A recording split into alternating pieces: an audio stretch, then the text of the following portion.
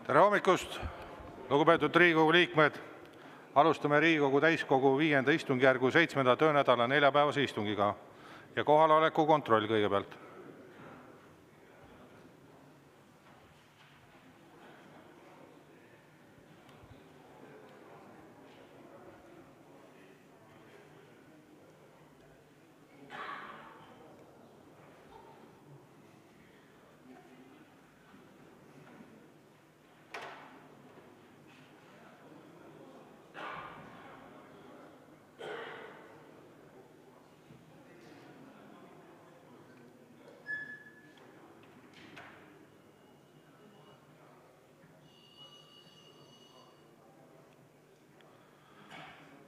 Kohale jõudis registreeruda 61 Riigikogu liiget, puudub 40.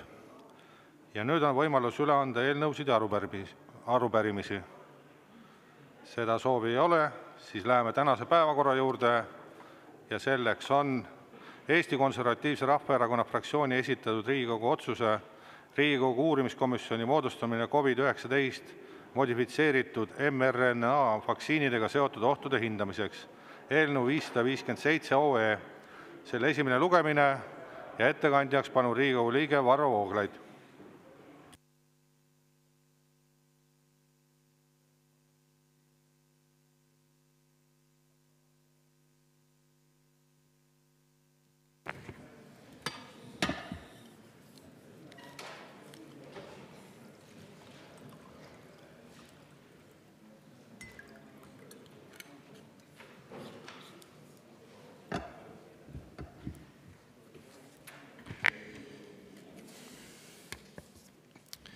Ja suur tänu, lugupeetud kolleegid.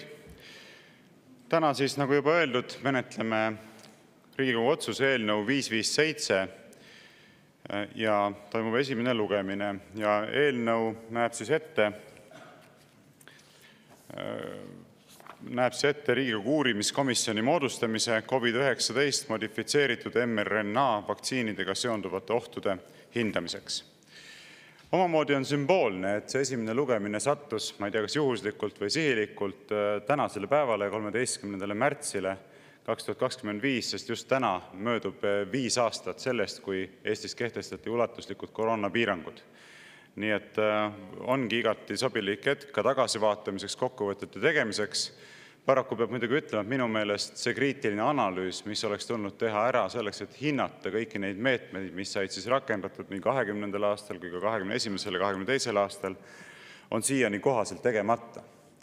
Et kolleeg Irja Lutsari poolt on kokkuvõte tehtud nendest meetmetest, mis said rakendatud, aga minu arvates see ei ole põhimõtteliselt kohane lähenemine, et sellist kriitilist analüüsi viivad läbi need samad inimesed, kes ise olid nende meetmete rakendamisega otseselt seotud. Et seal on ilmselge huvide konflikt ja niimoodi päris kriitilisi analüüse ei tehta.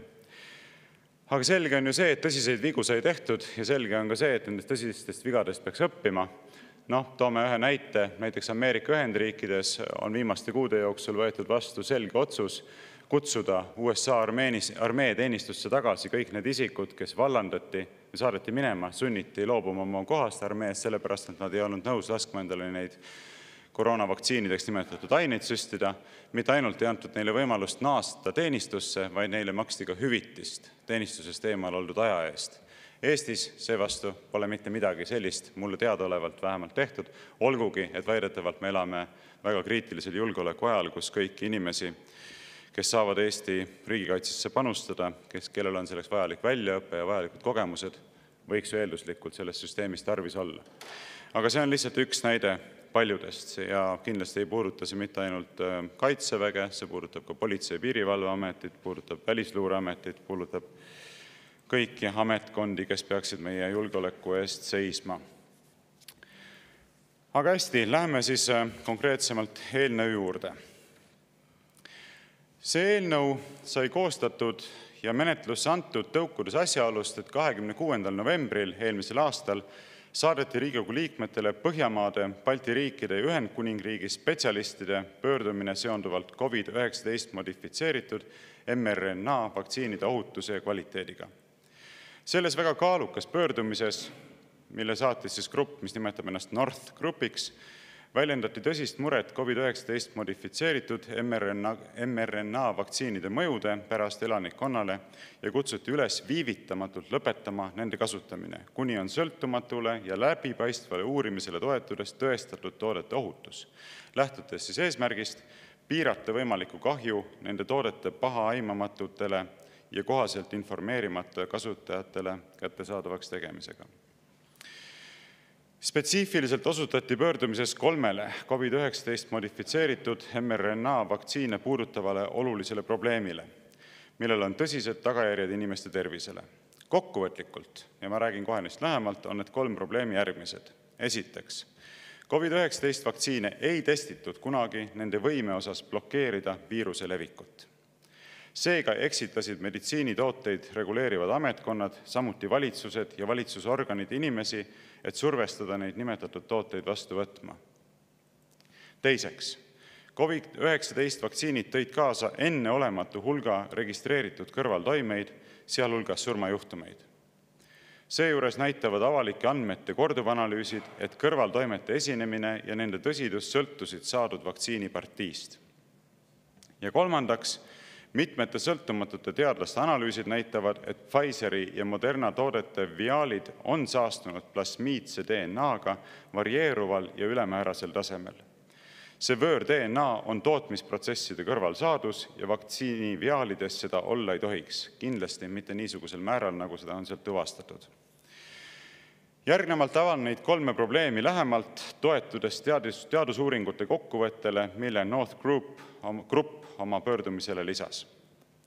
Esiteks siis COVID-19 vaktsiine ei testitud kunagi nende võime osas blokeerida viiruse levikut ja seega eksitasid meditsiinitooteid reguleerivad ametkonnad, samuti valitsused ja valitsusorganid inimesi, et survestada neid nimetatud tooteid vastu võtma. Euroopa Ravimiamet teatas 2023. aasta detsembris oma ametlikus vastuses 8 Euroopa Parlamendi liikmele, et COVID-19 vaktsiinid ei ole heaks kiidetud viiruse leviku tõkestamiseks inimeselt inimesele. See on tsitaat. Lisaks on märgitud, et Euroopa Ravimiameti müügiloa heakskiidu raportites puuduvad andmed viiruse edasikandvuse kohta.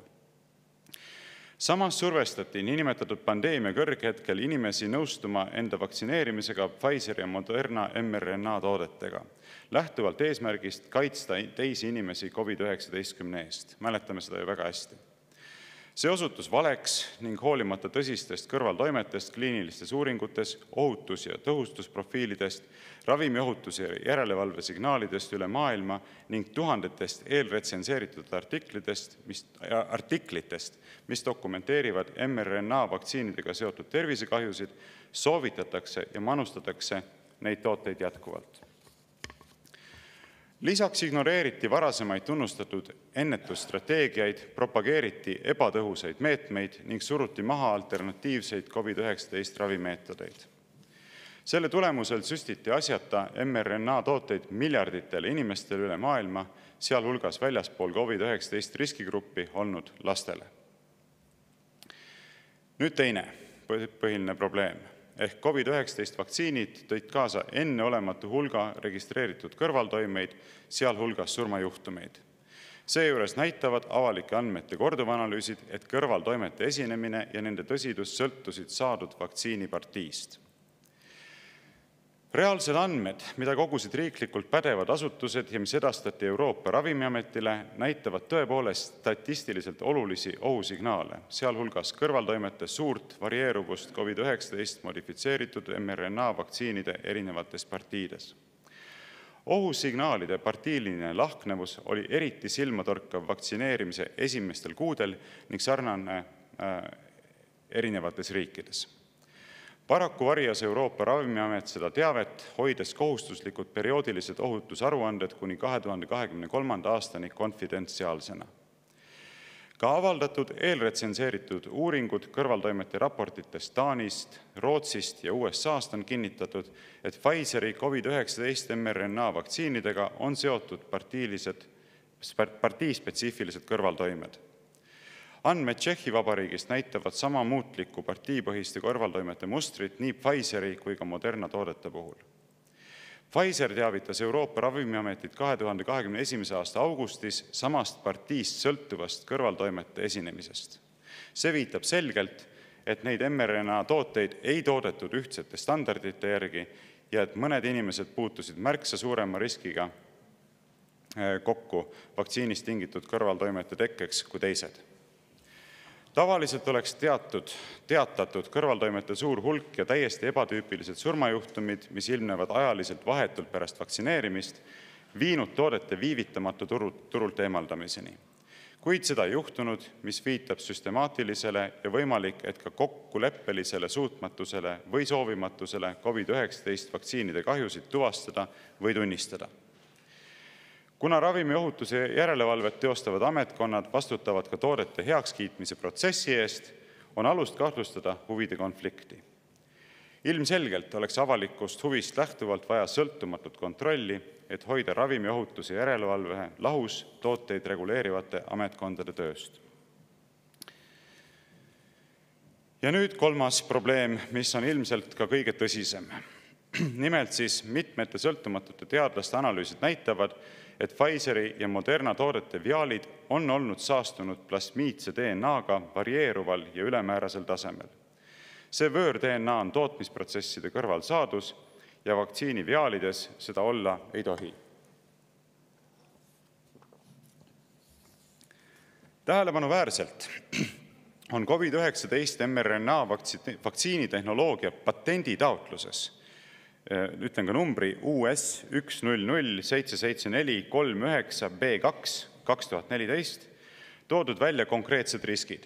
Tsiteerin: mRNA tootmisprotsessis kasutatav DNA tuleb eemaldada, et tagada ravi tõhusus ja ohutus, sest jääk-DNA ravimites võib kutsuda esile humoraalse, see tähendab verega seotud, immuunvastuse aktiveerumist ja võib olla patsientide populatsioonides onkogeenne ehk vähki tekitav.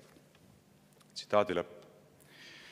Sellest hoolimata on tagantjärgi ilmnenud, et COVID-19 mRNA vaktsiinides sisaldub ülemäärast DNA saastet ja seda kaugelt rohkem kui kehtivate regulatsioonidega lubatud määral. Tähelepanuväärselt pöördus Austraalia parlamendiliige Russell Broadbent 20. septembril 2024 Austraalia peaministri Anthony Albanese poole, kirjeldades veenvaid tõendeid plasmiidse DNA ülemäärase taseme kohta Austraalias kasutatud Moderna ja Pfizeri mRNA vaktsiinide viaalides. Kiri, mille allkirjastasid 26 Austraalia arsti, teadlast ja muud spetsialisti, juhtis tähelepanu, et lipiidsetes nanoosakestes sisalduv DNA reostus tekitab tõsise, kuid määratlemata ulatuses ohu kahjustada inimeste DNA-d, põhjustada geneetilist ebastabiilsust, pärilikke muutusi, vähki ja immuunsüsteemi häireid. Härra Broadbent kutsus peaminister Albaneset üles alustama kohest ja kiireloomulist uurimist ning peatama Pfizeri ja Moderna COVID-19 modifitseeritud mRNA vaktsiinide kasutamise, kuni nende leidude laiemad tagajärjed on kindlaks tehtud. Seejuures oli härra Broadbenti pöördumise aluseks sõltumatu uurimine, mille viis läbi Kanada Guelphi ülikooli sõltumatu teadlane dr. David Speicher. Speicher mõõtis DNA hulka 3 COVID-19 modifitseeritud mRNA toote viaalis. Viaal on siis see anum, mille sisse pannakse siis vaktsiinidoos. Viaalid pärinesid registreeritud Austraalia tervishoiutöötajate külmhoiustest. Dr. Speicher leidis, et kõik viaalid sisaldasid plasmiidse DNA saastet mõõdetaval tasemel ja ületasid Austraalia Ravimiameti ja WHO poolt kehtestatud regulatiivset piiri, see on siis 10 nanogrammi annuse kohta, 7,8 kuni 145 korda. Kõige uuemad teadusandmed jääk-DNA teemal räägivad aga probleemi veelgi suuremast tõsidusest. Nimelt näitavad ühe hiljutise uuringu tulemused, et Pfizeri mRNA vaktsiinide viaalid sisaldavad jääk-DNA'd, mille kogus ületab ohutuspiiri koguni 400 kuni 470 korda. 2024. aasta aprillis avaldatud uuringus, tõsi, preprint serveris, leidsid aga teadlased, et Pfizeri ja Moderna vaktsiinidest pärinev DNA saaste on leitud kõigi vaktsineeritute verest, keda on siis kontrollitud. Kõrvalmärkusena olgu mainitud, et ettevaatusprintsiibile põhinedes puudub igasugune õigustus ametkondadel ignoreerida ka preprint serveris olevaid publikatsioone põhjendusega, et need ei ole läbinud retsensioone. Rahvatervise eest vastutavatel isikutel ja ametkondadel lasub kohustus reageerida ja uurida esimesi signaale, mis seab kahtluse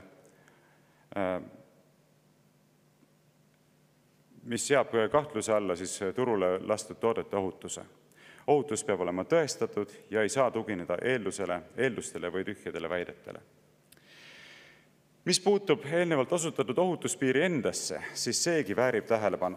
Nimelt on küll tõsiasi, et teatud määral on kehtivate regulatsioonidega võõr-DNA sisaldus lubatud, ent paraku ei arvesta need regulatsioonid uudsest tehnoloogiast tulenevaid ohte. Regulatsioon võõr-DNA lubatud taseme osas pärineb aastast 1998, mil kehtestati ka hetkel kehtiv limiit, see on 10 nanogrammi doosi kohta. Varem oli parenteraalselt, see tähendab väljaspool seedetrakti, lihasesiseselt, veenisiseselt, nahaaluselt manustatavate toodete lubatud jääk-DNA limiit koguni 100 korda madalam. See on 100 pikogrammi doosis ehk 0,1 nanogrammi doosis. 27 aastat tagasi, kui selline regulatsioon kehtestati, ei kasutatud aga ravimites nanotehnoloogiat, kus lisaks toimeainele ka tootmisprotsessist pärinev jääk-DNA on pakendatud lipiidsetesse nanoosakestesse, mis läbib keha loomulikke barjääre ja transporditakse otse rakkudesse. Vaktsiiniviaalidest tuvastatud DNA on sünteetiline geneetiline materjal, mis on kopeeritud ja paljundatud E. coli bakterites ning kasutatud matriitsina ehk vormina ogavalku kodeeriva mRNA tootmiseks.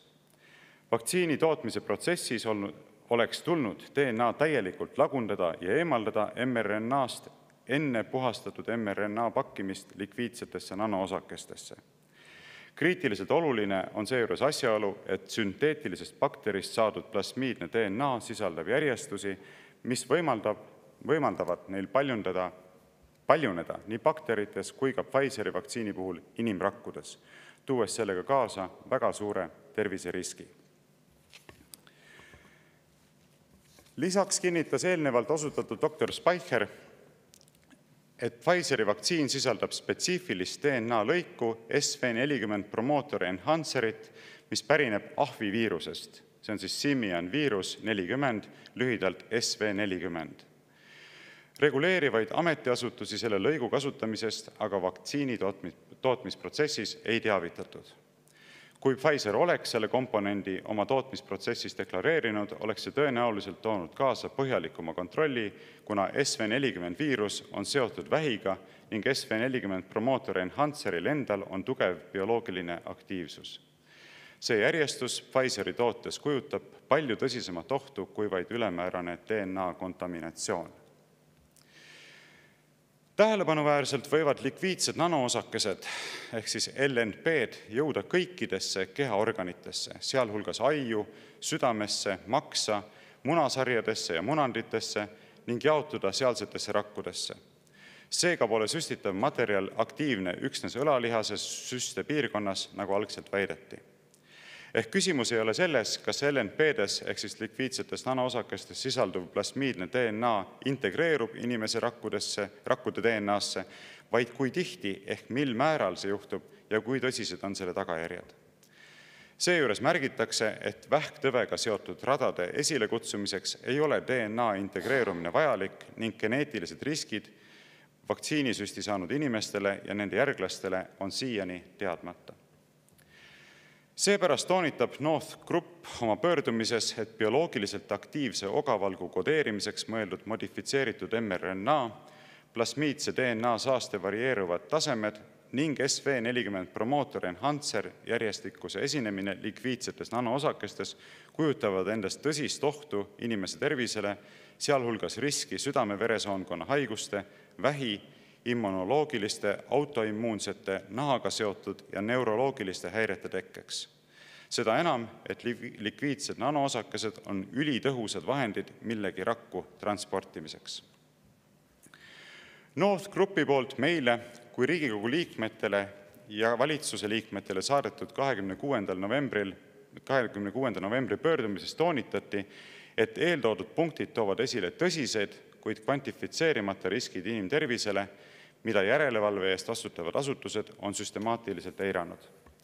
Seetõttu kutsuti pöördumises üles koheselt peatama COVID-19 modifitseeritud mRNA vaktsiinide kasutamine, algatama nende tagasikutsumine, ühtlasi algatama sõltumatu ja läbipaistev uurimine nende heakskiitmise ja kasutamise osas ning esitama teaduslikud tõendid, mis kinnitavad, et puudub igasugune inim-DNA kahjustuse oht.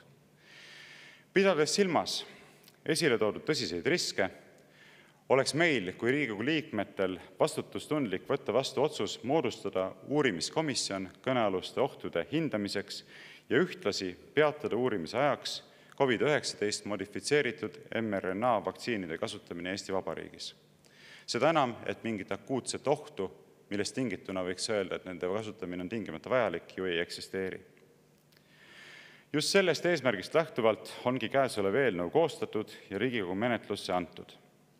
Eelnõu kohaselt esitaks uurimiskomisjon oma uurimistöö lõpparuande Riigikogule ja avalikkusele hiljemalt 2025. aasta augustiks. Ent pidades silmas eelnõu menetlusele juba kulunud aega, võiks tähtaega ka mõnevõrra pikendada.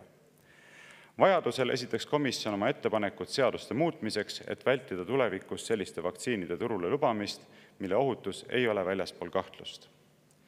Lõpetuseks palun seda eelnõud mitte kohe esimesel lugemisel prügikasti saata, nagu seda tavaliselt opositsioonist menetlusse antud eelnõudega tehakse, sest ettevaatuspõhimõttest lähtuvalt peaksime kõik seisma selle eest, et turule oleks lubatud vaid sellised vaktsiinid, mis ei kujuta endast inimeste tervisele reaalseid ja tõsiseid ohte. Tänan tähelepanu eest. Aitäh väga põhjaliku ülevaate eest ja Riigikogu liikmetel on ka küsimusi. Tanel Kiik, palun. Hea lugupeetud Riigikogu aseesimees, austatud ettekandja. Kuulasin tähelepanelikult teie sõnavõttu ja lugesin ka seda pöördumist, mille viitasite. Kas te leiate, et sellise teema arutamisel oleks ikkagi korrektne käsitleda siis seda laiapõhjalist teaduslikku konsensust, mitte pelgalt väga väikse vähemuse välja toodud kriitikat ja etteheited? Ehk antud juhul te maalisite pildi teadlaste ja terviseametnike sõnavõttudest olukorras, kus domineeriv osa, sealhulgas Ravimiametid ja erinevad regulatsiooni järelevalvajad on jõudnud teistsugustele järeldustele. Ja samamoodi ka see konkreetne pöördumine, sellele vist 432 allakirjutajat Suurbritanniast, Põhjamaadest, Balti riikidest ja nad esinesid justkui nende teadlaste tervishoiutöötajate nimel. Tervishoiutöötajad riikides umbes 2 miljonit, teadlasi üle 500 000. Ehk põhimõtteliselt sama hea, kui 2 EKRE liiget saadaks kirja, teatakse, et EKRE liikmed toetavad Kristen Michali valitsust. Ja siis me arutaksime, et küllap see nii on. Et antud juhul teie ettekanne oli ju väga selgelt ühepoolne, et kas te leiate, oleks saanud korrektne siis käsitleda ikkagi mõlema poole argumente, seisukohti, seda enam, et valdav osa nende seisukohti, mis esitasid, ju ei nõustu. Aitäh. Jaa, suur tänu. Lühike vastus oleks see, et kahtlemata tuleb käsitleda laiemat paletti seisukohti, kui hakata nende probleemidega tõsiselt tegelema, millele siis selles pöördumises osutati. Aga mina tõin esile just nimelt selle mure, mida väljendati selles pöördumises, mis meile kui Riigikogu liikmetele saadeti ja millest tulenevalt on siis ka tehtud omapoolne ettepanek, et võiks moodustada uurimiskomisjoni nendele probleemidele lähema tähelepanu osutamiseks. Loomulikult teil on õigus, et kui hakata neid asju lähemalt uurima, siis ei saa piirduda selle vaatega, mida on väljendatud selles pöördumises, vaid tuleb vaadata laiemat pilti. Aga oleks ju veider, kui ma siin hakkaksin kirjeldama mingisugust laienemat pilti, olgugi et see uurimiskomisjoni moodustamise ettepanek tõukubki just nimelt konkreetselt sellest pöördumisest, mis meile saadeti. Nii et ma arvan, et meie positsioonides selles mõttes ei ole vastuolu. Aitäh. Martin Helme, palun. Erinevalt Tanel Kiigest mina usun teadust ja loen kokkuvõtteid erinevatest teadusuuringutest. Mul on väga selgelt meeles üks vaidlus, mis meil oli, kui me olime koos valitsuses, kus ma küsisin, et millel, Tanel, põhineb sinu kirglik väide, et vaktsiinid on tõhusad ja ohutud, ja tema vastus oli lihtsalt tavaline viide autoriteedile, aga Euroopa Tervishoiuamet ütleb nii. Et ma küsin, kas sa kontrollinud oled, mingid algandmeid me näeme, kas me vaktsiiniuuringuid näeme, ei näe ju, ainult meil on väide. Ja tänaseks päevaks teadus ütleb väga selgelt, et vaktsiinid ei ole tõhusad ja vaktsiinid ei ole ohutud, et on olemas uuringuid, mis ütlevad, et vaktsiini tüsistused on toonud kaasa rohkem surmasid kui siis see koroona ise. Selle üle on ka vaidlus, aga selge on see, et väga palju on tüsistusi ja väga tõsiseid tüsistusi. Mul on nüüd küsimus, et mida me selle teadusega siis peale hakkame, et sellist asja nagu teaduslik konsensus pole meil olemas ei kliimas ega koroonas, et kust me mida siis teada saame ja mida me uskuma peame, aitäh? Jaa, suur tänu. Kui keegi räägib teaduslikust konsensusest siin saalis, siis tuleb olla juba väga ettevaatlik, sest et viimati, kui meile teaduslikust konsensusest räägiti, kuulsime me haridus- ja teadusministrilt, et eksisteerivad teaduslik konsensus selle kohta, et sugusid, neid sotsiaalseid sugusid on, ma ei mäleta palju, üle 70 või 100 või 20 või mis iganes number. Et ilmselgelt mingit sellist teaduslikku konsensust ei eksisteeri, et see on absurdne jutt. Ja just samuti ei eksisteeri mitte mingisugust teaduslikku konsensust, justkui need mRNA COVID-19 vaktsiinid oleksid ohutud ja tõhusad. Vastupidi, on väga palju hääli, kes ütlevad, et nad seda ilmselgelt ei ole ja et tarvis oleks palju põhjalikumat uurimist selle kohta, millised ohud nendega reaalselt kaasnevad. Ja palju põhjalikumat uurimist oleks sellega seonduvalt tarvis paljuski sel põhjusel, et need tooted toodi ju turule äärmiselt kiirustatud, rikkudes kõiki tavapäraseid protseduure ja menetlusi ja tähtaegu, mis on ette nähtud uute ravimite turule toomiseks. Et on ju üldteada tõsiasi see, ja see ei ole ju vaidluse objektiks, et tavaliselt on vaktsiinide turule toodmise protsess väldanud kusagil 5–10 aastat.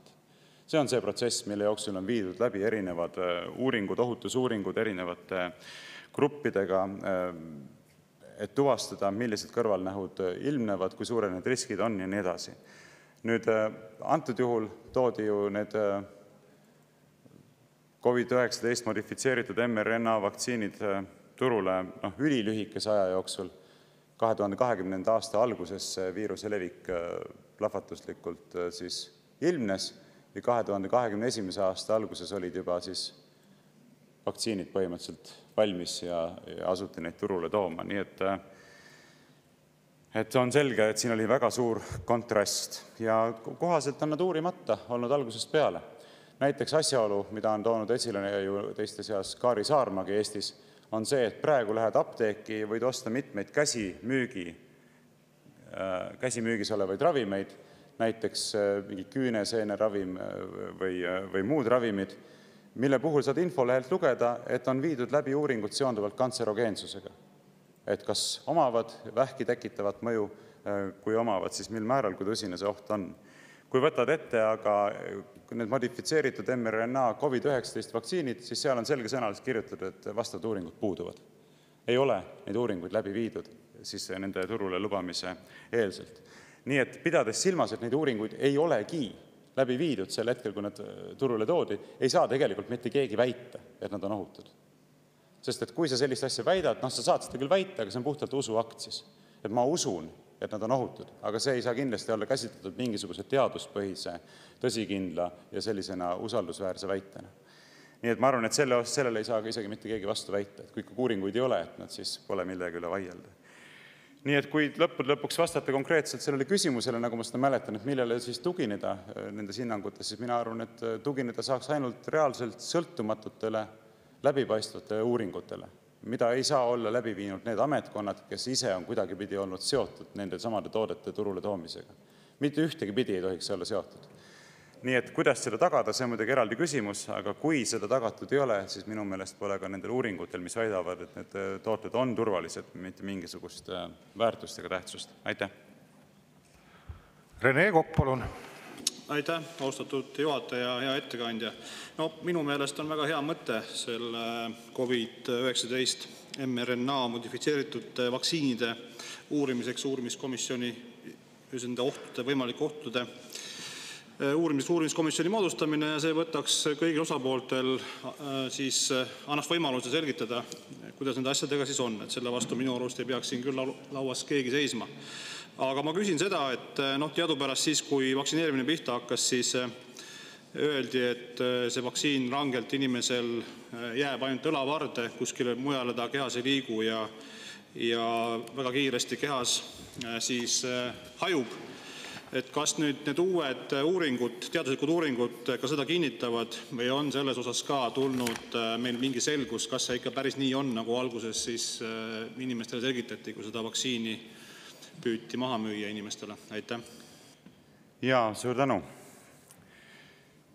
Ma võin oma märkmetest esile tuua selle sama küsimusega seonduvalt, et juba 2022. aasta jaanuaris ajakirjas Cell avaldatud uuring näitas, ja ma võin ka selle viite anda, kellele, kes soovib, et sünteetiline mRNA püsib kehas vähemalt 60 päeva, mis oli selle uuringu pikim jälgimisaeg. Ja tänaseks on seejuures teada, et modifitseeritud mRNA vaktsiin ei püsinud süstepiirkonnas nagu lubati, vaid liikus kõikjale kehas.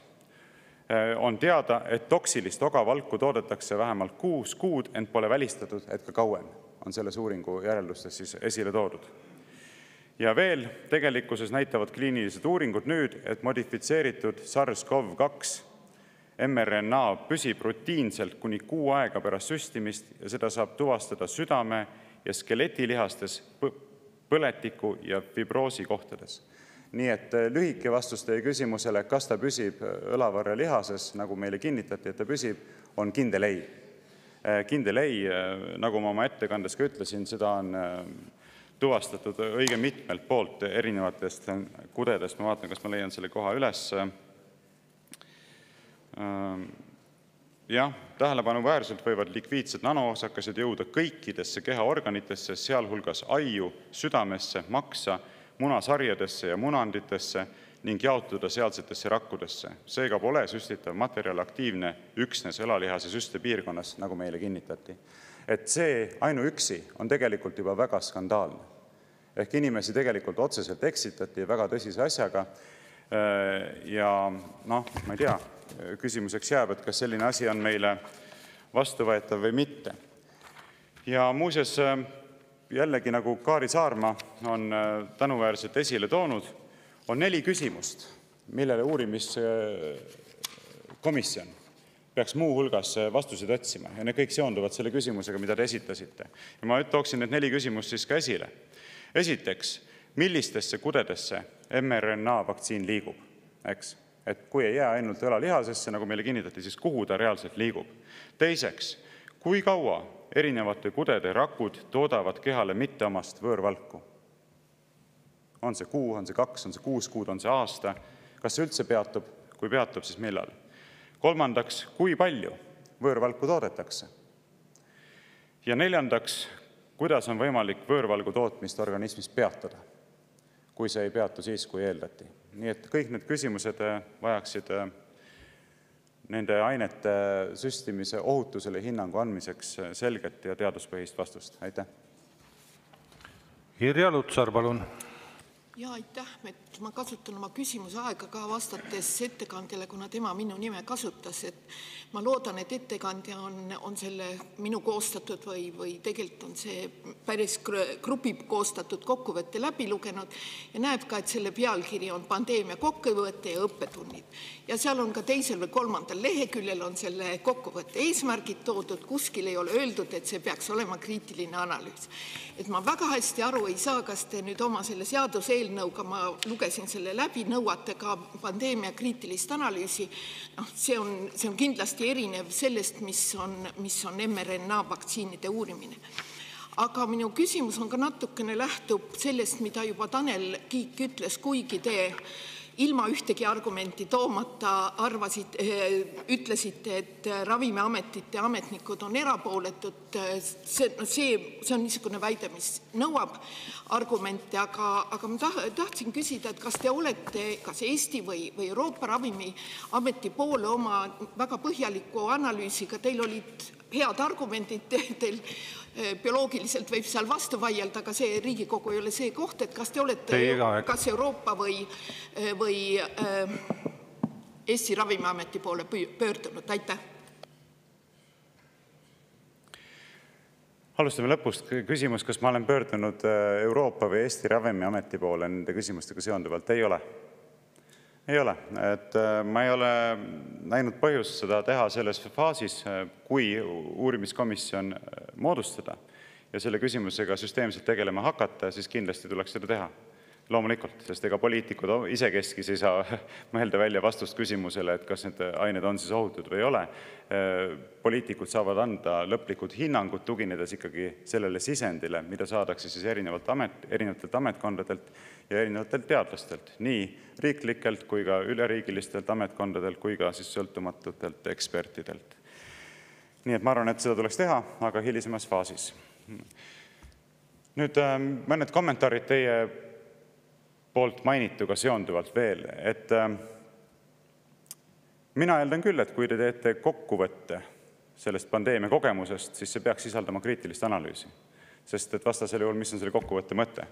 Et ajaloolist ülevaadet sellest, mida tehti, kelle poolt ja kuidas, jah, sellel on ka oma väärtus kahtlemata, et see koondab kõik kokku, eks ole, et seda informatsiooni peab erinevatest allikatest otsima, aga see on ju põhimõtteliselt niigi teada. Mis oleks eriliselt väärtuslik, on ikkagi selline kvalitatiivne analüüs. Ehk siis vaadata, mis sai tehtud ja mis läks nihu. Miks läks nihu? Ja kuidas siis õppida sellest kogemusest sellisel viisil, et tulevikus enam mitte neid vigu korrata. Ja kui ma tõesti mainisin teie nime oma sissejuhatuses, siis ma pidasin silmas seda, olen küll vaadanud teie seda kokkuvõtet selle ajal, kui te selle esile tõite. Siis ma lugesin läbi seda kajastavad artiklid ja tegin lahti ka dokumendi enda, sirvisin selle läbi. Sõna-sõnalt ei lugenud, tunnistan, aga vaatasin, mida ja kuidas seal on käsitletud. Ja tegelikult öelda veel eilegi viskasin sellele pilgu peale ja mulle jäi silma selline lause, et retsenseerijateks olid Terviseameti ja Sotsiaalministeeriumi ametnikud, keda te tänasite siis omalt poolt. Ja ma mõtlen, et see on ju tegelikult puhta naeruväärne. Ausalt, ilma tahtmata kuidagi halvustavalt rääkida. Aga kuidas saavad olla retsenseerijateks nende ametkondade esindajad, kes on ise käsipidi seotud kogu selle programmiga, mida ellu viidi? Millist retsensiooni me siis ootame Terviseametilt ja Sotsiaalministeeriumilt, mis ise olidki need ametkonnad, kes viisid seda programmi ellu? Vaevalt, et nad tulevad ja ütlevad, et ei, et liiga positiivne, liiga vähe kriitiline, et rohkem oleks tarvis kriitilist analüüsi. No ei tule sealt midagi sellist. Et tõsiselt võetav retsensioon, te ju akadeemilise taustaga inimesena saate sellest väga hästi aru, näiteks kui me räägime magistritöödest või doktoritöödest, tõsiselt võetav retsensioon peab olema täiesti sõltumatu. Ega ei saa lähtuda üheltki isikult, kes on ise kuidagi mingi huvigrupi esindaja. Ja huvigrupiks võib olla ka ametkond, kes on huvitatud sellest, et ei tuvastataks tema enda poolt toime pandud vigu. Ma ei tea, kas oli midagi veel, mis teie küsimuses või sõnavõtus ei olnud, noogutate või vangutate pead järelikult. Argumente ei olnud. Irja saab pärast uuesti küsida, ta on ennast registreerinud, et vajadus täpselt. Aga Helle-Moonika Helme, palun. Ja aitäh, hea eesistuja, hea Varro, et sa mainisid enne, et kasutuses olid erineva mõjuga vaktsiinipartiid. Ja ma küsingi nüüd, et kas erineva mõjuga vaktsiinipartiid, mis liikusid turul ringi ja mida massiliselt siis inimestele manustati, et kas see asjaolu tulenes sellest, millest on ka väga palju räägitud ja mis on ka peapõhjus tagantjärele tõdemuses, et süstitavad ained vaktsiinide nime all ei olnud tegelikkuses läbinud varasemalt kõikide vaktsiinide puhul nõutavaid pikaajalisi ja kalleid uuringuid ja testimisi. Või siis oligi see teadlikult esile kutsutud inimkatsete programm, kus põhjus-tagajärg seoseid siis teadlikult tagurpidi pöörates ja inimesi hirmutades saadigi võimalus täiesti uudseid aineid üle maailma inimestele sisse süstida, selle pealt meeletult teenida ja samas kõigilt kallitelt uuringutelt suurelt kokku hoida, millisel puhul on ju tegemist inimsusevastase kuriteoga, rääkimata majandus- ja korruptsioonikuriteost. Aitäh. Ja aitäh. No ma ei oska sellele küsimusele vastata, on lühike vastus, sellepärast, et ma ei tea. Me saame ainult spekuleerida, mis need põhjused olid, milles need võisid seisneda. Spekulatsioone on muidugi erinevaid, alates sellistest, mida võidakse nimetada vandenõuteoreetilisteks, kuni siis ka suhteliselt selliste lihtsate ja praktilisteni välja. Et vandenõuteoreetilised selgitused või hüpoteesid või spekulatsioonid seisnevad siis selles, et teadlikult lasti käiku erineva konsistentsiga partiid, sellepärast, et oleks võimalik protsessi käigus nii-öelda uurida, millised partiid kuidas toimivad, et koguda nende kohta andmeid ja saada tagasisidet. Eks kuna eelnevalt ei jõutud korralikke uuringuid läbi viia, siis Niipidi põhimõtteliselt on ju võimalik uurimisprotsessi jätkata pärast seda, kui need vaktsiinid on juba lubatud turule ja kui need süstitakse miljonitele, kümnetele miljonitele ja sadadele miljonitele inimestele. Et nii suure kontrollgrupiga pole vist kunagi mitte ühtegi ravimiuuringut tehtud, nii et see on üks viis seda näha. Aga teine viis seda näha on muidugi see, et kuna need ained töötati välja väga kiirkorras ja kuna nende massiliseks produtseerimiseks kasutati hoopis teistsugust tehnoloogiat kui algse preparaadi väljatöötamiseks, siis võib ka olla, et selle protsessi kiirustatuse tõttu parendati tootmisprotsessi enda käigus. Ehk siis alustati vähem kontrollitud protsessiga ja siis aja möödudes parendati seda protsessi nii, et ta annaks nagu ühtlasemaid tulemusi. Et nii nagu mina olen asjast aru saanud, need suured variatiivsused esinesidki pigem selle protsessi algjärgus ja hilisemas järgus need variatiivsused ka taandusid. Aga kas need olid inimkatsed? Jah, sõltub, mida inimkatsete all silmas pidada. Mingit pidi on nad inimkatsed igal juhul. Et kui põhjalikke katseid pole eelnevalt läbi viidud ja need lubatakse juba massiliselt turule ja need manustatakse kümnetele ja sadadele miljonitele inimestele, et siis näha, mis saama hakkab, siis jah, objektiivselt võttes on see inimkatse kahtlemata, sõltumata sellest, milline kellegi intentsioon oli. Nii et ma ei oska paremat vastust kahjuks anda, sest et nagu öeldud, spekuleerimisega on nii, et ega tõsikindlaid vastuseid ei ole. Kalle Grünthal, palun. Aitäh. Minu küsimust palun kuulata hästi tähelepanelikult Irja Lutsarile, Tanel Kiigel. Loen ette ametliku kuiva teaduspõhise näitena AstraZeneca pakendi infolehest informatsiooni. Sellele ravimile kohaldatakse täiendavat järelevalvet, mis võimaldab kiiresti tuvatada uut ohutusteavet. Te saate sellele kaasa aidata, teatades ravimi kõigist võimalikest kõrvaltoimetest. Praegu on COVID-19 vaktsiini AstraZeneca efektiivsuse kohta 55-aastastel ja vanematel vähe andmeid. Hetkel ei ole piisavalt teavet COVID-19 vaktsiini AstraZeneca kasutamise kohta lastel ja alla 18-aastastel noorukil piisavalt teavet. Kui teil tekib ükskõik milline kõrvaltoime, pidage nõu arsti ja apteekriga ja teatada sellest kindlasti, sest aitate saada rohkem infot ravimi ohutusest. Kõige tähtsam, genoteraapilisi ja kantserogeenseid uuringud ei ole tehtud, eeldatakse, et need on ohutud. Millise järelduse te teete selle lühikese ettekande põhjal minu poolt? Aitäh. No suur tänu, ma saan aru, et see küsimus oli vist ennekõike suunatud ikkagi mulle. Aga milline järeldus? No minu meelest on järeldus väga lihtne ja selleks ei ole tõesti tarvis keskmisest vilkamat intellekti, rääkimata mingitest eriteadmistest. Ja see järeldus seisneb selles, et kui meil ei ole põhjalikke uuringuid selle kohta, et mingid preparaadid, mida inimese organismi süstitakse, on tõepoolest ohutud, siis tuleb kas vältida nende kasutamist või kasutada neid äärmise hädavajaduse korral nii piiratud populatsioonigruppide peal, kui vähegi võimalik. Ehk siis vaadata, millised grupid on reaalselt tõsiselt ohustatud sellest viirusest, kui on.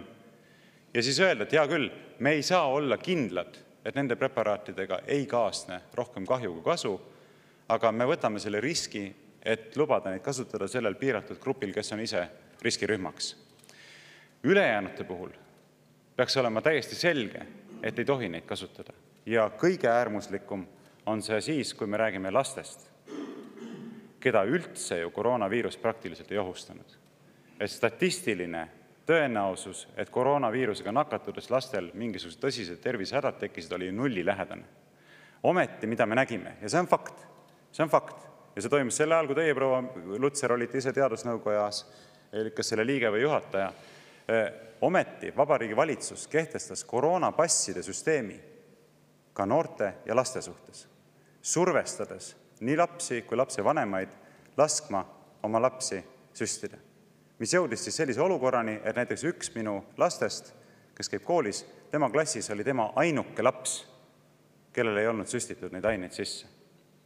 Miks? Sellepärast, et valitsus, mida te nõustasite, kehtestas koroonapasside nõude ka lastele ja lapsed samamoodi ei saanud enam minna erinevatesse avalikesse kohtadesse, kui neil ei olnud näidata seda ette seda passi. Vastab tõele? Vastab. Te saate pärast täiendada, kui te sõna võtate. Nii et see oli minu meelest kogu selle programmi juures üks kõige suuremaid sigadusi. Täiesti vastutustundetu ja vastutustundetu määral, pidades silmas neid riske, mida nüüd järjest rohkem nähtub, mis järjest rohkem ilmnevad uurimiste läbiviimisel nende mRNA vaktsiinidega seonduvalt, ei olnud kaardistatud. Võeti risk, et need kätkevad endas väga tõsiseid kõrvaltoimeid ja survestati isegi lapsi, et neile lastaks need ained sisse süstida. See on maakeeli öeldes ikkagi jõhker sigadus. Ja mina oleks küll lootnud, et inimesed, kes sellise sigaduse toime panid, oleks ka kuidagi pidanud millegi eest vastutama. Paraku jutumärkides tänu Putinile see teema taandus meil ühiskonnas 2022. aasta alguses. Sõda Ukrainas lahvatas, kogu ühiskonna tähelepanu liikus sellele ja tegelikult kogu see kriitiline analüüs ja ka küsimuse tõstatamine selle eest, et kuidas nende sigaduste eest inimesed reaalselt vastutavad, kes vastutab ja kuidas, lükati vaiba alla. Ma siiski loodan väga, et see päev kunagi saabub, kus need küsimused sealt vaiba alt uuesti välja võetakse ja selle uurimiskomisjoni moodustamine mingit pidi võiks sellele protsessile kaasa aidata, mis ühtlasi on muidugi ka see põhjus, miks ma arvan, et koalitsiooni liikmed tapavad selle eelnõu täna ära. Aitäh! Priit Sibul, palun. Aitäh, austatud juhataja ja ettekandja. Mul on kõigepealt küsimus.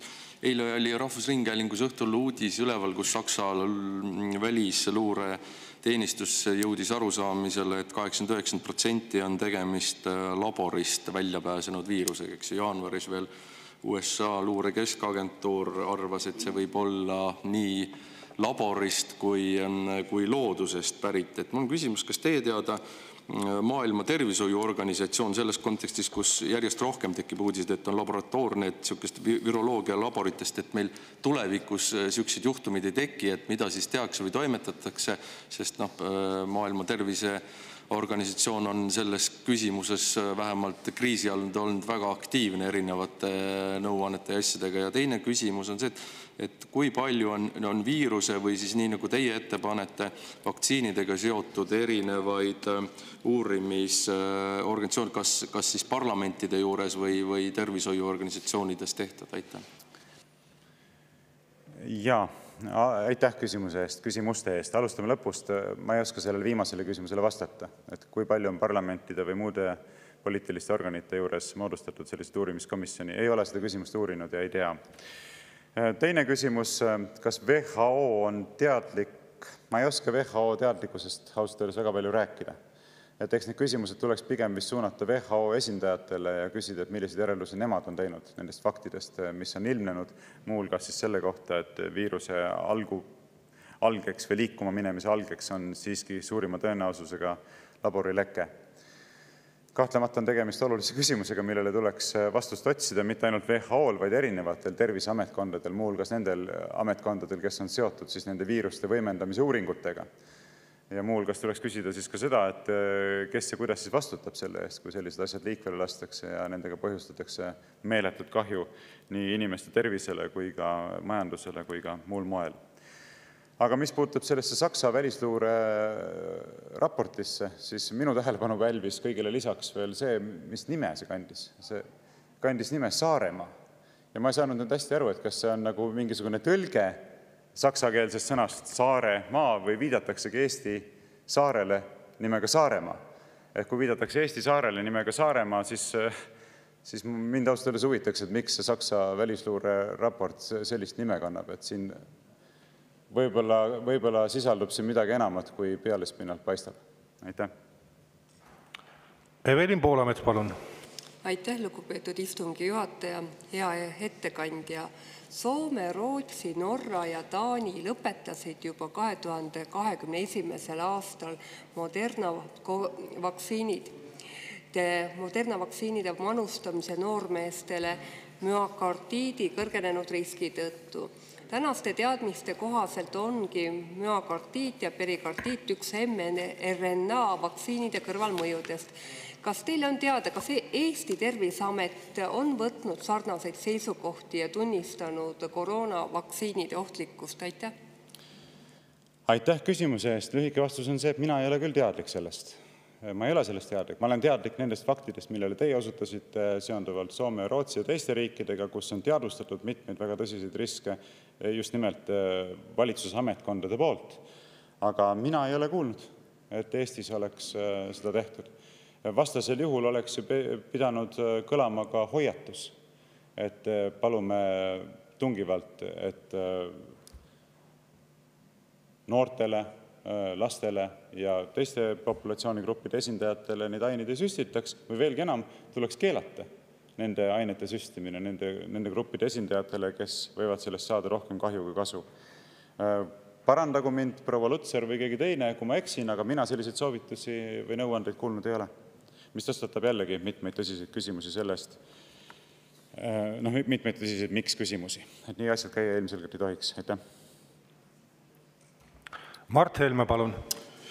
Aitäh. No ma olen nüüd vaadanud eile ja täna neid ajakirjanduslikke kajastusi ja keskendutakse eriolukorrale. Ja väga vähe räägitakse, võrdlemisi niimoodi riivamisi ainult räägitakse vaktsineerimissunnist. Et seda siis ka nende piirangute kontekstis. Et minu küsimus on nüüd niimoodi, sa oled seda teemat jälginud ja mitme kandi pealt vaadanud, analüüsinud, lugenud, et kas me selle vaktsineerimissunniga koos ei ole saanud praegu seda, et ka vanadele vaktsiinidele ja vaktsineerimise nagu leetrite vastu ja muud niisugused asjad on tekkinud ühiskonnas väga skeptiline ja vaenulik suhtumine. Et me oleme saanud selle süstimishulluse propageerimisega ja nagu siin mõni staarperearst on propageerinud laste sundvaktsineerimist, sellega vastureaktsiooni sellega, et ei usaldata vaktsineerimist üldse enam.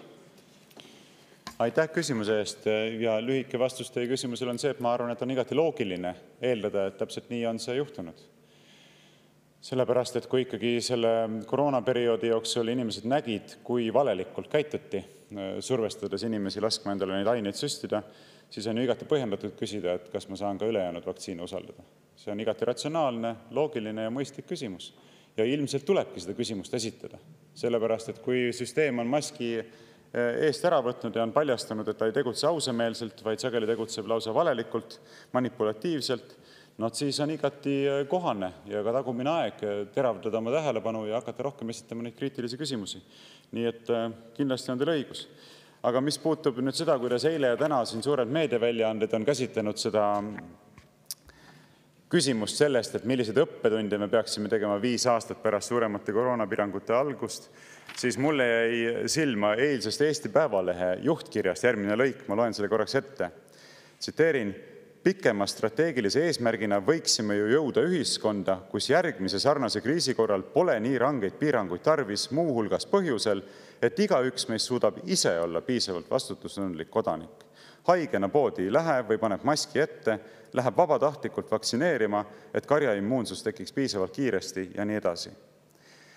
Ehk siis õppetund, mida me nende arvates peaksime sellest kaasa võtma, on see, et edaspidi inimesed võiksid alluda vabatahtlikult põhjendamatutele nõudmistele selle asemel, et neid peaks sundima selleks, eks. Et enam-vähem kaitseväelased, kes ei taha, et neid allutatakse sellele süstimissunnile, ei peaks ootama ära, kuni neile hakatakse vastavaid nõudmisi esitama, vaid peaksid ise oma karjäärist loobuma kaitseväes ja nii edasi. Et see on nüüd küll väga äraspidine õppetund, eks. Et minu meelest oleks see õppetund ikkagi olema see, et ei tohi üle reageerida ja peab austama põhiseaduslikke õigusi, muu hulgas vaktsineerimisvabaduse põhimõtet. Aga pidades silmas, et nii Ekspress Grupp kõigi oma väljaannete näol kui ka Postimees kõigi oma väljaannete näol tegutsesid ju mitte ühiskonna sellise kriitilise valvekoerana avaliku võimu teostajate suhtes, vaid ühemõtteliselt sellise propagandaruuporina, mis aitas lihtsalt inimeste põhiseaduslikke õigusi maha suruda, on igati ootuspärane, et nad nüüd avaldavadki selliseid jutumärkides analüüse, mis tegelikult vaatavad reaalsetest probleemidest suure kaarega mööda. Aitäh. Martin Helme, palun. Jaa, mulle tundub ka, et kui me räägime siin koroonapiirangutest ja kogu sellest tolleaegsetest õppetundidest, siis meil on piltlikult öeldes selline seis nagu, ma ei tea, mingis Agatha Christie loos, kus tahaõue roosipõõsa alla on maetud vanatädi, kelle surmas on osalenud ühel või teisel viisil kogu perekond ja nüüd selle vanatädi nime lihtsalt mitte kunagi ei mainita ja roosipõõsa juures kunagi ei käida. Sest et kõik on olnud ühte või teistpidi osalised selles, et vanatädi seal on. Ja kui me räägime eriolukorrast 2020. aastal, siis see kestis 2 kuud märtsist maini ja sel ajal ei olnud ei maskisundi ega süstimissundi, olid tõesti mingid piirangud olid, kinni pandud asutused olid, aga tegelik sund tuli alles aasta hiljem Kaja Kallase valitsuse ajal. Ja nüüd mul ongi küsimus selles, et kas see täna välja pakutud komisjon peaks ja võiks ja saaks tegeleda siis ka sellega, et ikkagi kriitiliselt hindab riigivõimu rolli selles, kuidas inimesi ikkagi taga kiusati, ahistati ja sunniti, või on mõeldud ainult tegelema vaktsiini tõhususega? Aitäh. Jaa, no lühike vastus jällegi on see, et see konkreetne komisjon selles konkreetses eelnõus kirjutatust lähtuvalt peaks ikkagi keskenduma üksnes nende COVID-19 modifitseeritud mRNA vaktsiinidega seonduvate ohtude hindamisele. Nii on komisjoni moodustamise eelnõus kirja pandud ja sellest ei saa üle ega ümber. Küll aga olen ma teiega 100% nõus, et oleks tarvis sellist laiemat käsitlust, mis vaataks ka muudele kriitilise tähtsusega küsimustele, muuhulgas siis nendele, mida sai mainitud. Ja kriitilise tähtsusega kogu protsessi juures loomulikult oleks see, et see uurimine oleks reaalselt sõltumatu. Nagu ma eelnevalt juba rääkisin, et igasugune uurimine, mida viivad läbi needsamad, et ütleme, vanatädi mõrva uurimist viivad läbi needsamad inimesed, kes on ise mõrvaga seotud, see on täiesti mõttetu, sest tulemus on ette teada ja tegemist on ainult aja ja ressursside raiskamise ja avalikkuse eksitamisega. Et uurimine sageli täidabki avalikkuse eksitamise funktsiooni ja sellised uurimised seda kahtlemata teeksid. Nii et minu arvates me peaksime eriliselt seisma selle eest, et mitte ainult selle eest, et erinevad uurimised tuleksid kriitilise tähtsusega küsimustega seonduvalt, vaid et need uurimised oleksid päriselt ka läbipaistvad ja sõltumatud. Aitäh. Rene Kokk, palun. Aitäh. No mul tuleb meelde siis, kui seda vaktsiini hakati meile tohutult peale suruma, siis kuidas alguses oli see argument, et kõik, kes vaktsineerivad, ei haigestu. Üsna kähku oli näha, et inimesed haigestusid väga kõvasti ja raskelt ja siis hakati rääkima, aga ei, see ei olegi päris see, et tegelikult see aitab kergemini läbi põdeda, mis ka ei vastanud tegelikult tõele, aga see jääb südametunnistusele nendele inimestele, kes seda surusid. Aga teadupärast me teame, et vaktsiine kasutatakse üldiselt siis ennetava meetmena tervete inimeste puhul. Vaktsineeritakse nii lapsi kui lapseootel naisi ja nii edasi. Ja ohutus on see esimene printsiip, millele tugineda. Küll aga nüüd selle sama COVID-19 mRNA viiruse puhul või selle vaktsiini puhul oli siis nii, et suruti peale ja tegelikult olid kõik võimalikud uuringud alles katsejärgus ja meil õigeid tulemusi polnud. Ja nüüd tagantjärgi on päris palju tulnud erinevat kriitikat siis teadlaste poolt, kes seda uurinud on. Et kas sa oskad öelda, milline seisukoht täna on ja milliseid argumente on välja toodud, mis on tegelikult toimunud selle vaktsiini kasutamise tagajärjel ja millised on uuringud? Aitäh.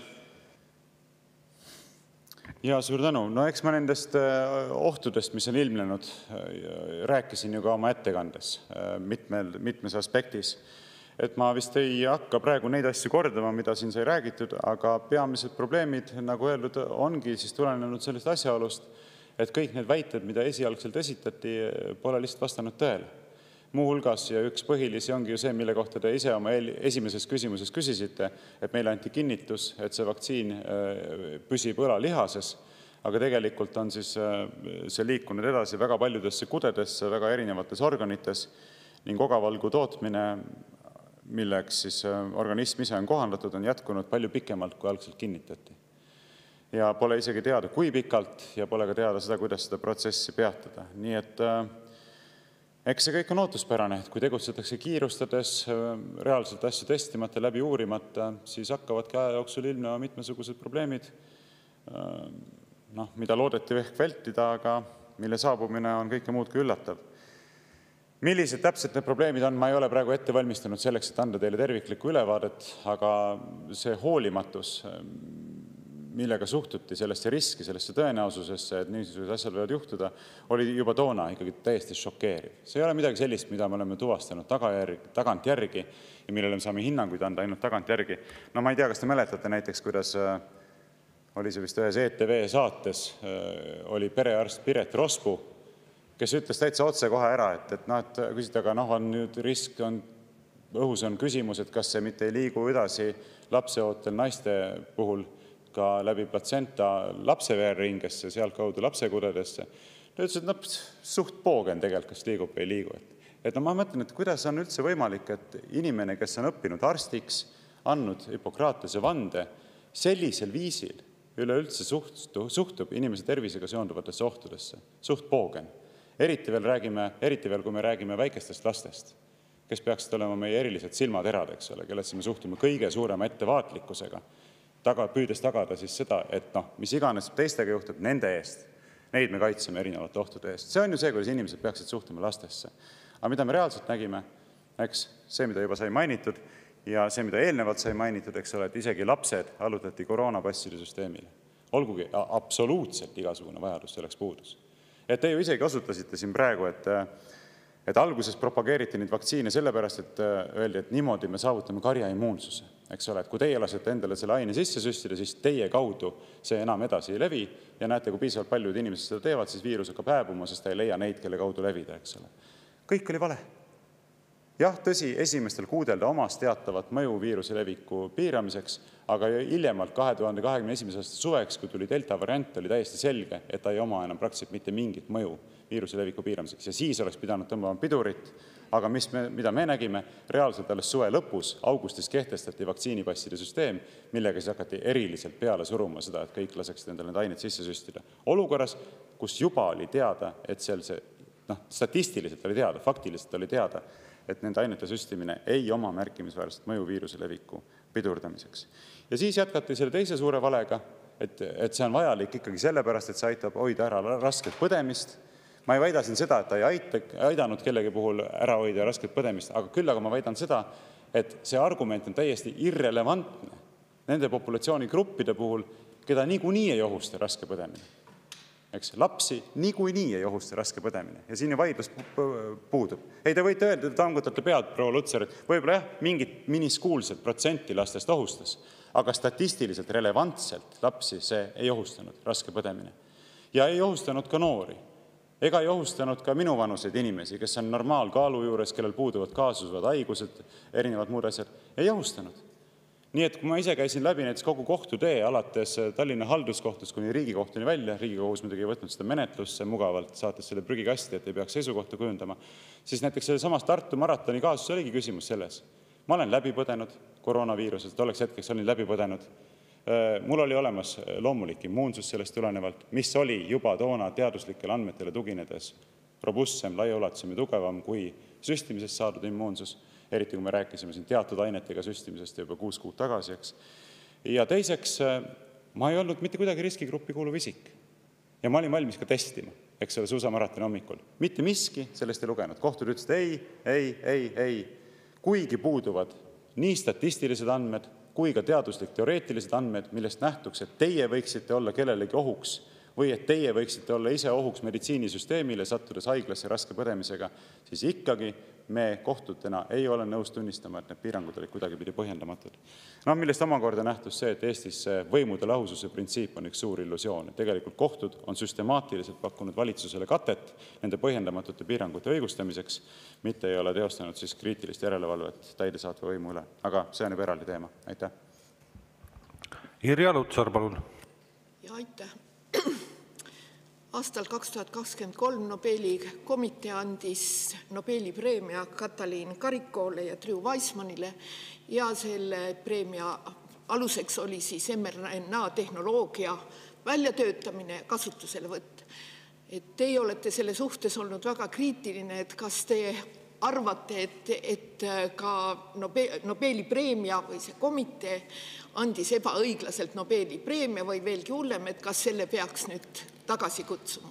Ja kuigi te sellest minu kokku kirjutatud kokkuvõttest midagi ei pea, aga ma soovitan teil lugeda läbi see koroonapasside lõik. Seal on sisukord olemas, leiate kätte, lugege see läbi ja vaadake, mis seal on öeldud. Et koroonapassid, ma olen seda korduvalt tunnistanud, oli viga ja kõik. Aitäh! Ja suur tänu! See on väga hea, et te olete tagantjärgi tunnistanud, et koroonapasside süsteemi kehtestamine oli suur viga, aga ma oleksin oodanud, et oleksite sel ajal, kui seda kehtestati, astunud selle vastu välja. Nagu paljud inimesed seda ühiskonnas tegid, erinevalt teist.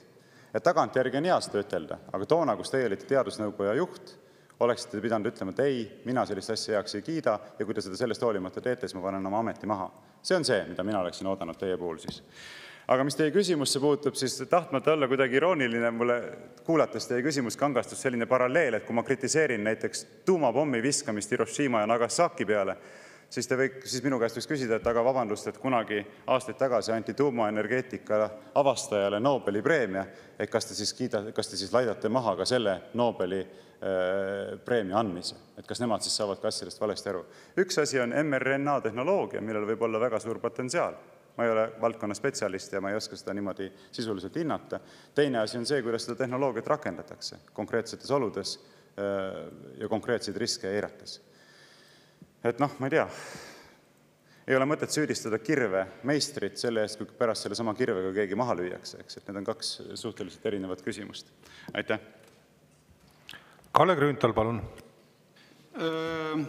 Doktor Verona Koleman on öelnud, et väga ilusa lause süstimise alguses, et COVID-19 vaktsiinid on massihävitusrelvad, mis võivad hävitada kogu inimkonna. Doktor Geert van den Bosse, kes on väga silmapaistev vaktsiinispetsialist ja viroloog, on öelnud, et katastroofiline on see, et miljonid vaktsineeritakse, õpetame viirusele, kuidas muteeruda ning üha tugevamaks ning survavamaks muutuda. Kas ma saan nende kahe arsti ütlusest aru, et tegemist oli ikkagi projektiga inimkonda vähendada? Võib-olla ma lähen praegu natukene väga sellisesse teemasse, mis võib-olla ei haaku sellega, aga kogumist ta ju niimoodi välja paistab. Aitäh. Ja suur tänu. No jällegi ma ei oska nende spekulatsioonide kohta väga palju öelda, et spekulatsioon on alati spekulatsioon, aga mis spekulatsioonidesse puutub, siis aeg on nende puhul tõe kriteeriumiks. Et kui käiakse välja mingisugune visioon selle kohta, milline on mingisuguste sammude mõju, siis aeg näitab, kas need spekulatsioonid osutusid adekvaatseks või mitte. Nii et ma arvan, et me praegusel hetkel oleme endiselt sellisel äraootaval seisukohal, et saame veel näha, mis siin ilmnema hakkab. Et mulle meenub, kui kunagiselt Hiina välisministrilt küsiti, et ühel foorumil, et milliseks ta hindab suure Prantsuse revolutsiooni mõju maailma ajaloos, siis ta olevat mõelnud natukene aega ja vastanud, et veidi vara on veel öelda, kuigi sellest oli selleks ajaks juba üle 200 aasta möödas. Nii et pidades silmas, et meil on sellest miljardite inimeste süstimisest möödunud siin ainult 3-4 aastakest, ma arvan ka, et veel on vara öelda, millised need mõjud saavad olema, eriti kui need mõjud saavad olema sellised, mis läbi geneetiliste modifikatsioonide kanduvad edasi vanematelt lastele. Kui see tõesti tõeks osutub ja kui nii need asjad lähevad, siis ma arvan küll, et ei ole ebamõistlik olla valmis ka võimaluseks, et need mõjud saavad olema väga kaugele ulatuvad. Aitäh. Anti Poolamets, palun. Lugupeetud ettekandja. Meil on tegelikult selliseid juhtumeid, kus me räägime surmajuhtumitest ametlikult vististi ainult 1 või 2. Mäletatavasti üks 23-aastane päästja, kes siis 4 nädalat pärast teist Pfizeri vaktsiinisüsti suri müokardiidist tingitud äkksurma tõttu. Ja see on üks teadaolevaid kõrvaltoimeid. Nüüd kaebusi on minu teada esitatud vägagi palju erinevatele riigiasutustele, Terviseametile ja mujale. Me tegime isegi Riigikogus vastava kõrvaltoimete uurimise toetusrühma. Ehk siis mul on tunne, et selle uurimise käigus peaks uurima seda, miks ei uuritud näiteks kõrvaltoimeid, miks liigitati tegelikult toimed mingisuguste muude asjade alla, et kas see ei ole teema, mida me peaksime põhjalikult uurima, kuidas riigiametid toimisid? Ja aitäh küsimuse eest, absoluutselt nõus. Loomulikult, nagu eelnevalt vastasin ka kolleeg Martin Helmele, neid aspekte, mida tuleks täiendavalt uurida, on veel terve rida. Nii et see eelnõu katab tegelikult üsna kitsast spektrit sellest probleemide ringist või diapasoonist.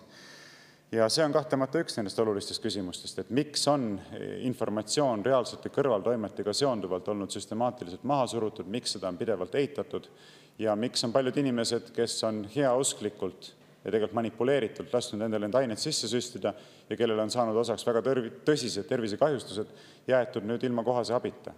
Ja minu meelest see ei räägi ka meie riigivõimu kohta sugugi midagi head. Et neid inimesi, kes on saanud ju päris reaalsed ja väga tõsised vaktsiinikahjustused ja kes on jäetud täiesti abita ja ise oma probleemidega hakkama saama, tuginedes üksnes oma perekonnale või sõpradele, neid on ju palju. Ja nii ei tohiks asjad käia. Ma mäletan väga hästi, kuidas 2021. aastal inimestel paluti usaldada riiki, paluti usaldada teadust, eks? Ja sellest usaldusest kantuna need sammud tehti ära. Kes siis nii teeb? Kujutate nüüd ette, et kui mina ütleksin teile, et usaldage mind, pange oma, ma ei tea, raha sellele aktsiale näiteks, eks ole, usalda, ära küsi küsimusi, pane oma raha sinna, järgmine päev kukub kogu aktsiaturg kokku või vähemalt see aktsia kukub kokku. Sa tuled minu jutule, et kuule, et mida ma nüüd siis teen, et kogu varandus on läinud, eks ole, sa ütlesid mulle, et usalda. Ma mõtlen, et oma viga, et usaldasid, et ega mis ma ikka oskan öelda. Võt, kui nüüd riik niimoodi käitub, siis mida see ütleb selle riigi kohta? Ma arvan, et ta ütleb selle sama, mis ta ütleks selliselt käituva inimese kohta, et ei ole just eriti lugupidamist väärib. Nii et jah, siin on neid küsimusi tõesti palju. Lisada võib ju ka näiteks massilised manipulatsioonid statistikaga, mis toona aset leidsid. Mäletate, kuidas meile esitati statistilisi andmeid, kuidas näiteks koroonaga haiglas viibivate inimeste hulka arvati kõik inimesed, kellel oli tuvastatud koroonaviirusega nakatumine, olgugi et nad ei viibinud haiglas üldse mitte koroonahaiguse pärast. Näiteks olid murdnud jalaluu, sattusid haiglasse, haiglas tehti ka test, tuvastati, et jah, test on positiivne ja läks statistikasse, mis siis võimaldas näidata, et vaadake, kuidas haiglad on ülekoormatud koroonaga haiglas olevate inimestega. Olgugi, et seal ei olnud koroonaga tegelikult selles mõttes mingit pistmist selle haiglas viibimisel ja nii edasi. Aga hästi. Veel kord, neid asju, mida peaks uurima, on palju.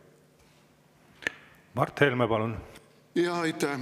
Tänases Postimehes on meil suurepärane artikkel Kennedy leetriravi nagu Mart Helme koroonaravi, hanerasva asemel lihtsalt tursaõli. Esiteks muidugi on täiesti vale omistada mulle, nagu ma oleks soovitanud koroonat ravida hanerasvaga. Ma ütlesin, et vanasti ei teatud midagi niisugustest haigustest nagu koroona, kõik oli üks külmetushaigus, mida raviti hanerasva ja viinasokkidega. See ei ole otsene soovitus mingisugust nakkushaigust ravida rahvalike vahenditega. Seda esiteks. Teiseks muidugi see artikkel ka Kennedy kohta on täielik soga, kokku kirjutatud soga. Ja millele ma tahan nüüd tähelepanu juhtida, tahan ka küsida, on see, et sa oled loomulikult läbi aastate jälginud kõike seda propagandat, mida meie ajakirjandus, konkreetselt Eesti ajakirjandus, peavoolumeedia peamised väljaanded on koroona küsimuses teinud. Missugused järeldused sa teed sellest, kuidas kogu seda teemat on käsitletud ja kui objektiivne see on? Ja lõpetuseks ma muidugi ütlen, et hanerasvaga määrimine kindlasti ei oleks tapnud ja sandistanud nii palju inimesi kui süstimine. Aitäh! Ja suur tänu. Ma tahtsingi just alustada sellest, et minu meelest see soovitus ravida ennast hanerasvaga oli väga hea. Ja ma ei ütle seda üldse naljaga pooleks, sellepärast et enamiku inimeste puhul oli see tunduvalt mõistlikum, kui lasta endale süstida sisse neid uudsel mRNA tehnoloogial baseeruvaid ja lõpetamata ohutusuuringutega ja seetõttu ka teadmata riskidega aineid, mis siis võimaldavad lipiidsetel nanoosakestel kaudu liikuda nendel ainetel siis teie rakkudesse erinevates kudedes vastupidiselt sellele, mida teile siis väideti. Et väga hea soovitus, ma isegi ütleks. Et kes kuules seda soovitust kasutada hanerasva, see tegi väga targasti. Nii et seda ei pea sugugi minu meelest häbenema. Võib-olla saab vaielda mõningate eriliselt riskigruppidesse kuuluvate populatsioonirühmadega seonduvalt selle küsimuse üle, aga enamiku ühiskonna puhul oli see kindlasti väga palju parem mõte. Sellepärast, et nagu tagantjärgi on nüüd ju selgunud, kuigi toonagi oli see üsna selge, enamiku inimese jaoks ei ole koroonahaigus mitte kuidagi pidi tõsisem haigus kui näiteks gripp. Ei ole. Eriti noorte inimeste jaoks, nagu siin rõdude peal, eks ole, see on alati niimoodi olnud, teid pole mitte kunagi koroonaviirus tõsiselt ohustanud. Teile lihtsalt valetati, et te peaksite ka laskma ennast süstida, sellepärast, et vastasel juhul, eks ole, teie kaudu võib viirus liikuda vanaemani. See süstimine pole kunagi omanud mitte mingisugust märkimisväärset mõju sellele, kas see liigub edasi kellelegi või ei liigu. Ja teid pole ka ohustanud mitte kunagi raske haigestumine. Nii et see kõik on olnud valetamine nende inimeste poolt, kes võimul olid ja kes sellised piirangud kehtestasid ja ka meedia poolt, kes teile sellist narratiivi edastasid. Ja nüüd, mis puudutab siis konkreetselt seda küsimust meie meedia kohta, ega see ei ole ju kellelegi üllatus, et kogu meie peavoolumeedia tegutsebki hiiglasliku propagandamasinana, mitte ausa sõltumatu ajakirjandusena, mis teostab kriitilist järelevalvet avaliku võimu teostamise suhtes, vaid vastupidi, pigem valitsuse poolt edendatava ideoloogia propagandaruuporina. Koroona ajal nägime seda ju selgemast selgemini. Nimetage mulle üks peavooluväljaanne Eestis, mis oleks toimetuse tasandil võtnud sellise seisukoha, näiteks, et lapsi ja noori või üldse kedagi ei tohi allutada koroonapasside süsteemile, sest see kujutab endast vastuvõetamatut vaktsineerimisvabaduse põhimõtte rikkumist. Polnud. Mitte ühtegi sellist väljaannet ei olnud. Vastupidi, mida meie meediaväljaanded tegid koroona ajal, võtsid ju valitsuselt vastu palju raha. Võtsid palju raha valitsuselt vastu ja viisid ellu täpselt seda vaktsineerimispropagandat, mida siis valitsus edendas. Nii et selles tingimustes muidugi ei ole midagi üllatavat, et kui saadakse palju raha valitsuselt, siis ka tantsitakse valitsuse pilli järgi. Nii see on. Ja hilisem aeg on seda üksteist näidanud. Kõik, mis puudutab näiteks Ukraina sõjakajastust, on ju ka täiesti ühekülgne, täiesti kriitikavaba ja täiesti reaalsetest faktidest mööda vaatav. Meil on ju täpselt need samad eksperdid, kes sõja esimestel nädalatel rääkisid, et Venemaal on hiljemalt 3 nädala pärast mürsud otsas, eks ole. Mäletate? Raketid ja mürsud on otsas. 3 nädalat. See oli märtsis 2022, kui Rainer Kalmused ja teised, mitte Rainer Kalmused, Teet Kalmused ja teised kirjutasid, ja Rainer Saksad ja Teet Kalmused varsti, et Venemaa ei jaksa seda sõda enam kaua pidada, et kohe on kööga, et sanktsioonid teevad ka oma töö, eks. Kõik on olnud täielik vale. Ja mida on siis meedia teinud? On praakinud need niinimetatud eksperdid välja, sõltumatud eksperdid, kes on kõigile teadaolevalt Välisluureametiga tihedates sidemetes, eks. Ei, siiamaani täpselt samad eksperdid räägivad meile igapäevaselt, kuidas me peame nendest asjadest mõtlema. Nii et eks meil on siin tegemist veel väga palju suurema probleemiga, kui see, millele küsimus osutas. Aitäh. Helle-Moonika Helme, palun. Ja aitäh, et Tea Varro, sa siin tõidki välja siin mõned näited, üks oli see perearst Rospuu, kellel oli suht poogen lapseootel emadest ja sündimata lastest, ütles, et peaasi, et süstida saab, see oli tõesti šokeeriv avaldus. Ma isiklikult tean 2 naist, kelle rasedus katkes kohe pärast vaktsineerimist. Üks oli veel niimoodi, et tegi ära esimese vaktsiini, siis hakkasid tervisehäired, ta ütles arsti käest, äkki rohkem ei teeks, ei, ikka tee. Ja nii kui tegi teise vaktsiini, kohe rasedus katkes ja ta oli täiesti lohutamatu. Aga arsti vastus oli see, et ei, ikka juhtub, ega see ei süstimisest ei ole. Või siis Saar perearst, kes meil vahutas, kuidas me süstime need lapsed ära niikuinii ka ilma vanemate loata. Ja kui neil lastel tulevikus tulevad kummalised tervisehäired, siis seda perearsti lihtsalt ei ole kohal. Ja inimestel on ju siiamaani, keda süstiti, vaevused, pärast süsti, autoimmuunhaigused, kõik võimalikud, või siis kes vaktsineerisid ennast läbi selle propaganda, mida sina ka juba mainisid, et kaitse oma vaktsineeritud vanaema ja vaktsineeri ennast ise ka, et ta ei sureks, mis oli absurd, et kas on mingitki lootust, et need tohutud inimkannatused, mida ei saa tõestada, sest selle roosipõõsa poole ei tohi ju vaadatagi, et ükskord siiski tõde saab jalule seatud ja rakendub ka mingisugunegi vastutusprintsiip. Aitäh küsimuse eest. Mina küll loodan, et kunagi saabub see aeg, mil tõde saab jalule seatud ja inimesed peavad ka reaalselt hakkama vastutama, kui mitte muuga, siis sellega, et vähemalt tuuakse päevavalgele, mida nad tegid ja millised on olnud nende tegude tagajärjed. Millal see aeg saabub, ei oska öelda. Vast oleks juba saabunud, kui seda Venemaa-Ukraina sõda poleks peale tulnud, et siis meil oleks olnud aega ja võimalus süveneda nendesse küsimustesse ühiskonnana ja nõuda, et need inimesed, kes meile selle programmi peale surusid, võtaksid ka vastutuse. 2023. aasta Riigikogu valimised oleks pidanud muu hulgas olema see koht, kus poliitiline vastutus siis teostub. Aga palju 23. aasta valimistel enam see küsimus päevakorras oli? Üldse mitte, eks, sest see oli pühitud suurema hirmu poolt. Nüüd, mis perearstidesse puutub, siis siin on järjekordne koht, kus minu meelest peaks teostama kriitilist analüüsi. Neid aspekte, mille suhtes peaks kriitilist analüüsi teostama, on käinud täna läbi juba päris mitmeid, aga mõelge kas või selle baasfakti peale. Mõelge selle baasfakti peale, et perearstid ju said valitsuselt seda rohkem raha, mida enamatele inimestele need ained sisse süstisid. Oli nii? Ma ei mõtle seda ju välja või mäleta valesti, või kui mäletan valesti, siis parandagu mind keegi. Aga minu mäletamist mööda seati sisse selline süsteem, mida rohkematele inimestele suudate need ained sisse süstida, seda kopsakama preemia te valitsuselt saate. Mis on ju ilmselge huvide konflikt. Ükski Hippokratese vandest lähtuv ja eneseväärikusega arst ei tohiks sellist pakkumist vastu võtta. Just ei. Nii see asi küll ei käi. Mina arstina lähtun inimese tervislikust vajadusest ja tervislikust seisundist ja soovitan talle mingisuguseid medikamente üksnes juhul, kui see on päriselt vajalik tema tervise kaitsmiseks. Baasprintsiip on see, et üleüldse ei maksaks inimesele mitte midagi süstida ega mitte mingisuguseid tablette sisse sööta. Vastutustundlikud arstid lähtuvad sellest põhimõttest. See on alles siis, kui tõesti on tingimata vaja, siis me hakkame medikamente manustama. Aga olla nüüd valmis sellega, olla nõus sellega, et asetatakse ennast olukorda, kus sul on otsene rahaline preemia nähtud ette sellest, kuidas sa teostad valitsuse huvi, et sa saaks sisse süstitud võimalikult paljudele, selle vastu oleks perearstid pidanud protestima. Ütleme, see on ebaeetiline meile üldse sellist ettepanekut teha, rääkimata sellest, et ennast sellisele ettepanekule allutada. Kui paljud perearstid selle vastu välja astusid? Mõned üksikud astusid, jah, aga ma arvan, et me saame rääkida siin ühel, maksimaalselt kahel käel, kahe käe sõrmedel üles loetavatest numbritest. Mina ei oska isegi teist kätt appi võtta, et ma tean tõesti reaalselt mõnda üksikut perearsti, aga palju Eestis perearste on, no aga kuidas selline asi võimalik on? Nii et järjekordne mõttekoht, kus tuleks teostada kriitilist analüüsi. Aitäh. Evelin Poolamets, palun. Aitäh, lugupeetud istungi juhataja ja ettekandja. Mul on ees lahti Eesti Statistikaameti tabel, mis näitab surmade arvu nädalas.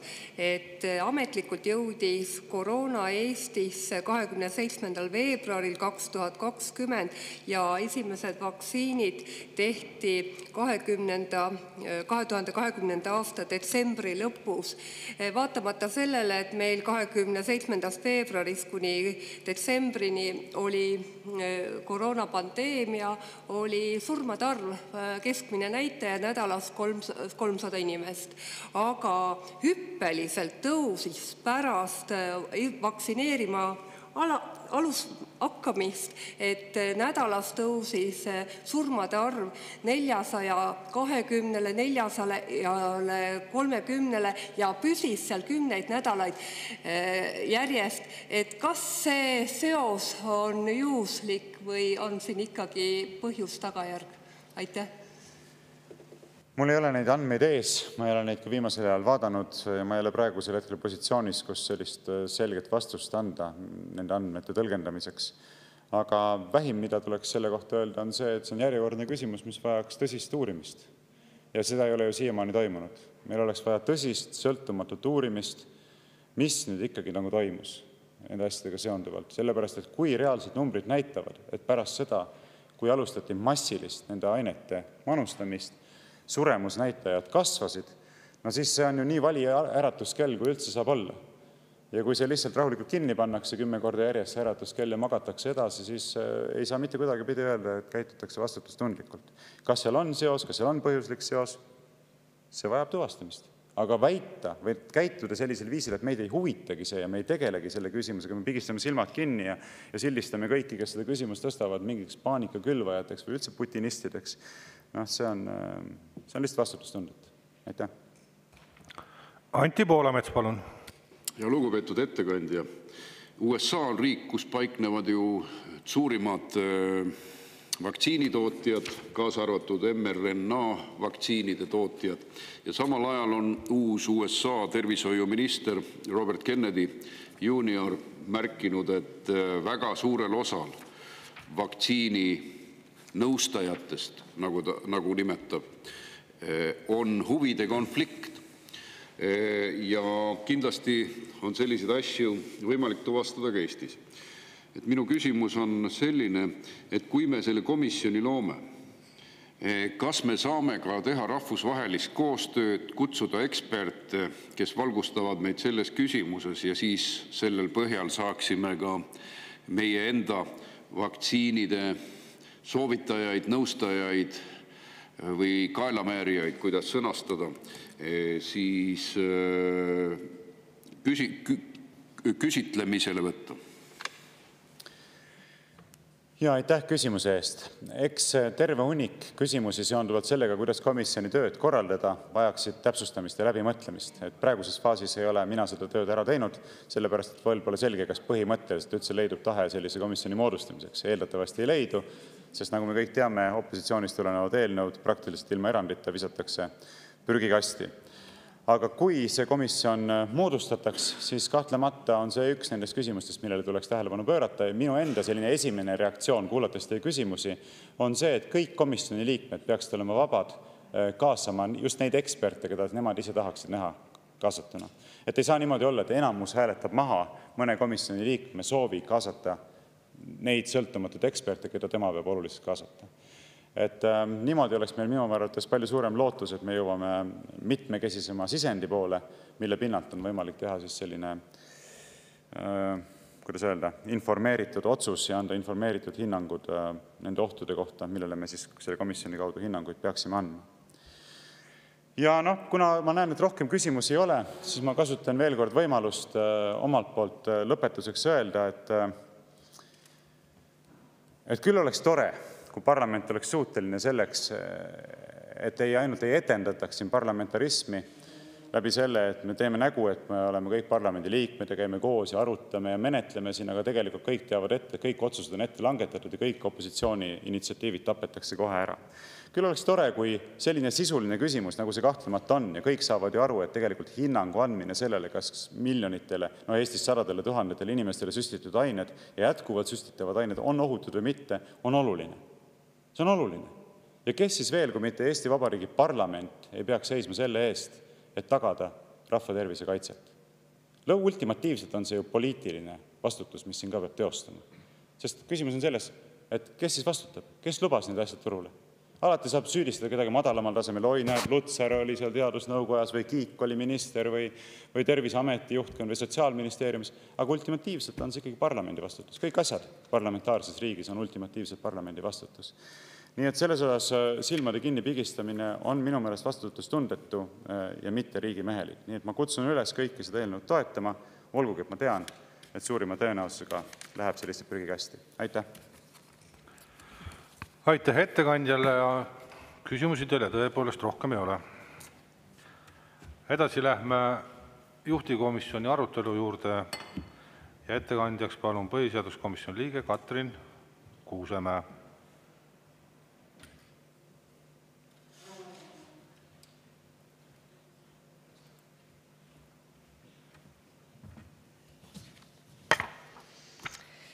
Austatud istungi juhataja, head kolleegid, eelkõne andis väga täpse ülevaate Eesti Konservatiivse Rahvaerakonna fraktsiooni algatatud Riigikogu otsuse Riigikogu uurimuskomisjoni moodustamine COVID-19 modifitseeritud mRNA vaktsiinidega seonduvate ohtude hindamiseks. Andis väga hea ülevaate eelnõust ja vastas eelnõud puudutavatele küsimustele. Seetõttu piirdun mina lühiülevaatega põhiseaduskomisjonis toimunust. Põhiseaduskomisjon arutas antud eelnõu 25. veebruari komisjoni istungil, kus Evelin Poolamets komisjoni liikmetele eelnõu tutvustas. Arutelu väga pikk ei olnud, kuid mõned küsimused ettekandjale siiski tekkisid. Komisjoni esimees härra Terras uuris, et kui meil on Ravimiamet, mis tegeleb erinevate ravimite ohutuse uurimisega, siis kas antud komisjon teeks järelevalvet Ravimiameti üle või milline oleks selle komisjoni lisandväärtus? Proua Poolamets vastas, et komisjon seab endale tööülesanded ja eelkõige puudutaksid need ülesanded eksperimentaalvaktsiine. Komisjoni asendusliige Karmen Joller lausus, et tegu ei olnud eksperimentaalsete vaktsiinidega, sest selleks hetkeks, kui mRNA vaktsiinid turule tulid, olid tehtud väga suured uuringud ja tegemist on kõigi teadusuuringute järgi turvalise vaktsiiniga. Ja lisas oma arvamusena, et Eestis on Ravimiamet, kes jälgib väga suure hoolega kõikide ravimite kvaliteeti ja seetõttu ei ole see uurimuskomisjon vajalik. Komisjon langetas järgmised menetluslikud otsused. Teha ettepanek võtta eelnõu täiskogu päevakorda 13. märtsil, see oli konsensuslikult toetatud komisjoni liikmete poolt. Teha ettepanek eelnõu tagasi lükata, poolt oli 6 komisjoni liiget ja vastu oli 2 komisjoni liiget. Ma loen ette ka need, kes olid poolt ja need, kes olid vastu. Poolt olid Karmen Joller, Katrin Kuusemäe, Timo Suslov, Kalle Laanet, Hendrik Johannes Terras ja Eduard Odinets. Vastu olid komisjoni liikmed Evelin Poolamets ja Jaak Valge. Ja komisjon langetas ka otsuse määrata põhiseaduskomisjoni ettekandjaks põhiseaduskomisjoni liige Katrin Kuusemäe ehk siinkõneleja. Aitäh! Teil on ka küsimus. Varro Vooglaid, palun.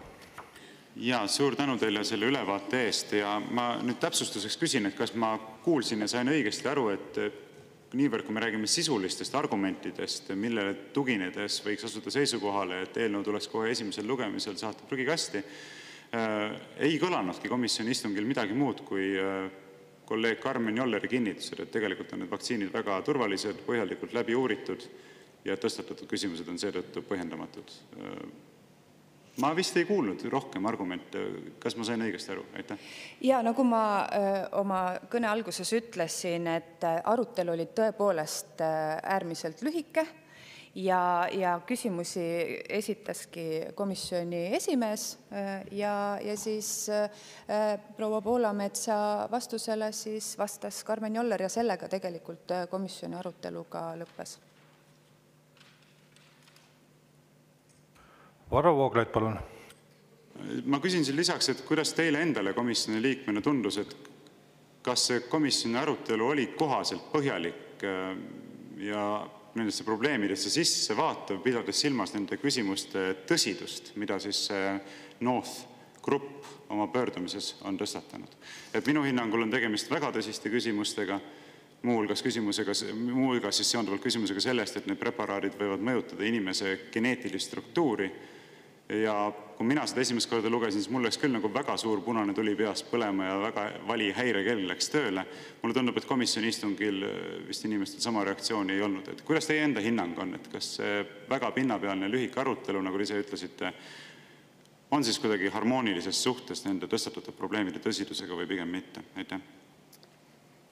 Ma arvan, et see komisjoni lühike arutelu oli seotud sellega, et ettekandja Evelin Poolamets tegi omapoolse ettekande tutvustades seda eelnõud, tutvustades selle komisjoni eesmärki ja sellest ka komisjoni küsimused. Et ilmselt kui teie oleksite seal komisjonis, siis oleks küsimusi rohkem. Aitäh. Nii, aitäh. Rohkem küsimusi teile ei ole. Lähme edasi läbirääkimistega fraktsioonidele ja avan siis läbirääkimised ning Eesti Konservatiivse Rahvaerakonna fraktsiooni nimel Martin Helme, palun.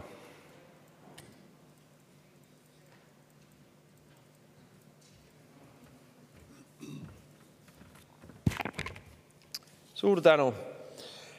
Ja ma arvan, et see, mis lõpus siin Varro küsis, et kas oli asjakohane arutelu komisjonis, no ei ole, sest jõuame tagasi sinna minu küsimuse juurde, et meil on koroonapoliitika näol, mis 5 aastat tagasi siis koroona meil algas, tegemist siiski sellise kollektiivse osalusega, kus midagi ei ole öelda, aga meie erakond oli tookord ju valitsuses, tegime otsuseid, mida tagantjärgi vaadates võib öelda, et ei pannud täppi. Ei läinud õigesti. Tõsi küll, ma tahaksin eriti tänases kontekstis rõhutada, et eriolukord Eestis oli märtsist 2020 kuni mai 2020, põhimõtteliselt 2 kuud. Selle aja jooksul ei olnud mingit maskikohustust, ei olnud mingit süstimiskohustust ja kõik jutud sellest, et oli mingisugune tohutu totalitarism, tulenevalt sellest, mis juhtus hiljem, aasta hiljem, kui võimule tuli nii-öelda liberaalide valitsus, Keskerakond ja Reformierakond ja vot siis 21. aasta märtsis, vot siis tulid vaktsiinipassid, siis tulid MEM-cafe ründamised, siis tulid inimeste vallandamised, vot see terror tuli, aga seda ei tehtud enam eriolukorra nime all, seda tehti pärast nakkushaiguste ennetamise tõrje seaduse või NETS-i muutmist ja hädaolukorra seaduse muutmist, mille üle meil käisid siin mäletatavasti meeleavaldused. Nii et kui siin süüdistada või kui vastata küsimusele, mida ka ettekandja küsis, et mis sai tehtud ja mis läks nihu, päris kindlasti tuleb öelda, et esimeses infopuuduses reageeriti üle Ja see on meie viga, meie erakonna viga. Aga hilisema info valguses juba mõnuga hakati kehtestama totalitarismi, teades väga hästi, et vaktsineerimine ei aita seda haigust ära hoida, teades väga hästi, et need vaktsiinid on inimeste tervistele väga kahjulikud ja ohtlikud ja teades väga hästi, et tegelikku mingisugust massilist tervise eriolukorda enam ei olnud. Ja nüüd me jõuame põhiivani. Vaktsiine on meile algusest saadik müüdud valega ja päris jõhkrate valedega. Ma tuletan uuesti meelde, mis ma siin ka küsisin, kui Tanel Kiik küsimuse küsis.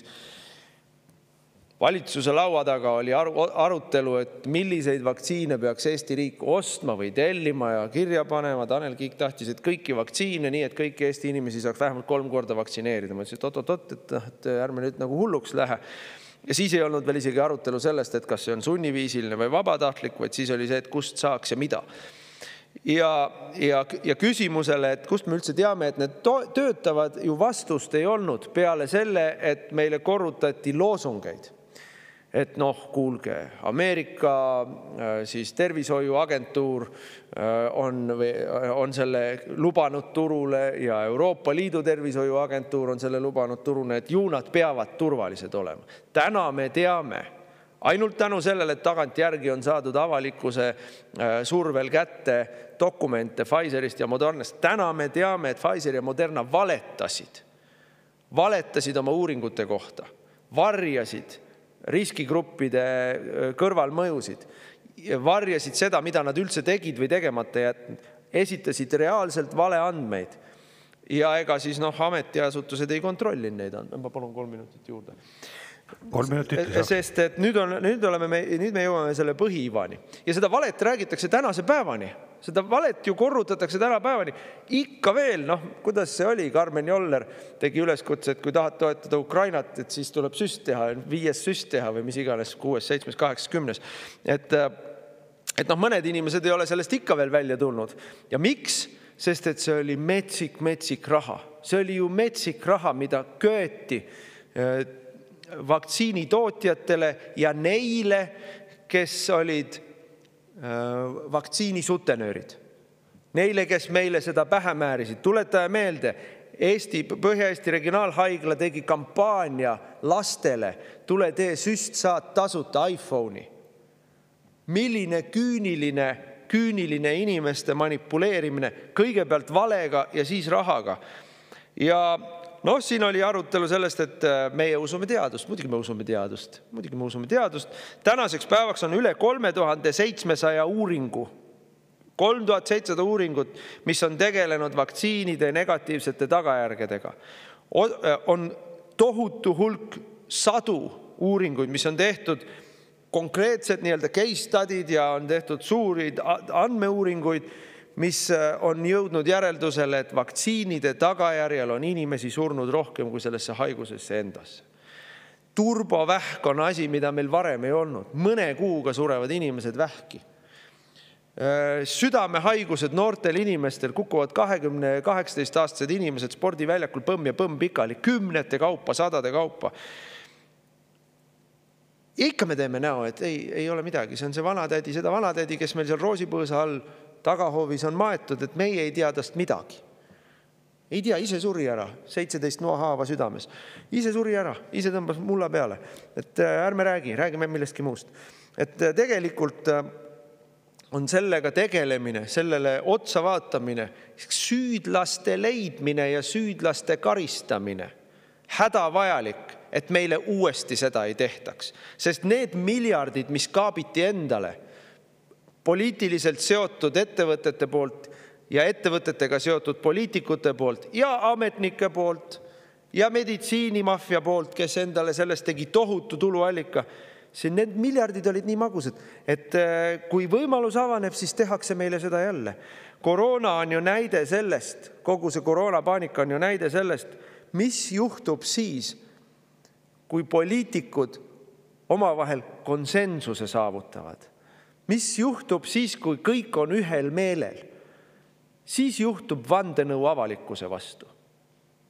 Aga see vandenõu on vaja paljastada ja see on vaja karistada ära, et seda uuesti ei juhtuks. Aitäh. Ja Eesti 200 fraktsiooni nimel Irja Lutsar, palun.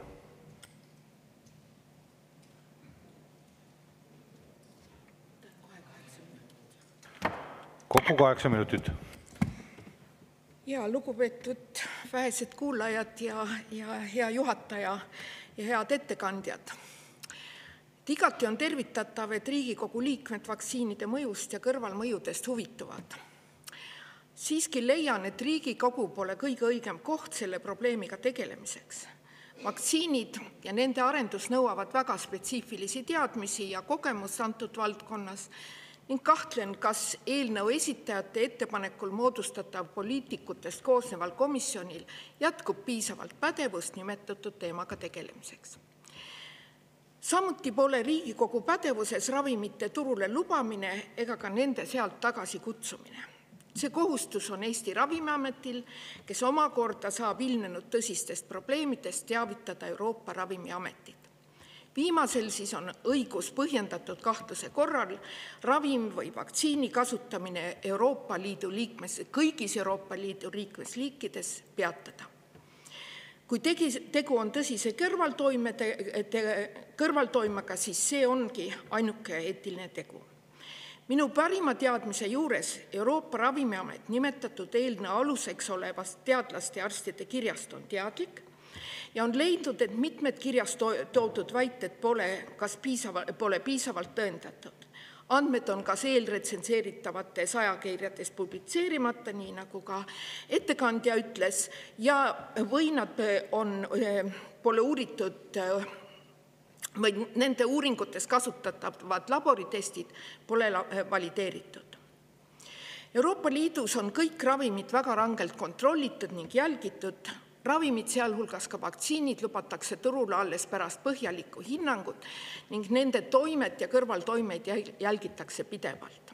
Kõigil Euroopa Liidu meedikutel on kohustus ravimitega seotud ebasoovitavatest terviseprobleemidest teavitada. Ravimiametid omakorda on kohustatud neid juhtumeid analüüsima ja selle tulemusel on selgunud küll väga harvadel juhtudel, et ravimise turustamise käigus on ilmnenud niisugused kõrvalnähud, et neist tulenev kahju ületab ravimist saadavat kasu. Ja sellisel juhul ka Euroopa Ravimiameti poolt turult eemaldatakse. Minu parima teadmise juures mRNA tehnoloogial põhinevatel vaktsiinidel niisugust tulemust leitud ei ole. Koroonaviiruse vaktsiinid, sealhulgas ka mRNA tehnoloogial põhineval, on kahtlemata pandeemiast jagusaamise edulugu. Need vaktsiinid väldivad rasket haigust ja seeläbi on päästnud maailmas miljoneid inimelusid. Praeguseks on koroonaviiruse vaktsiine kasutatud miljardeid doose, nii nagu ettekandjagi ütles.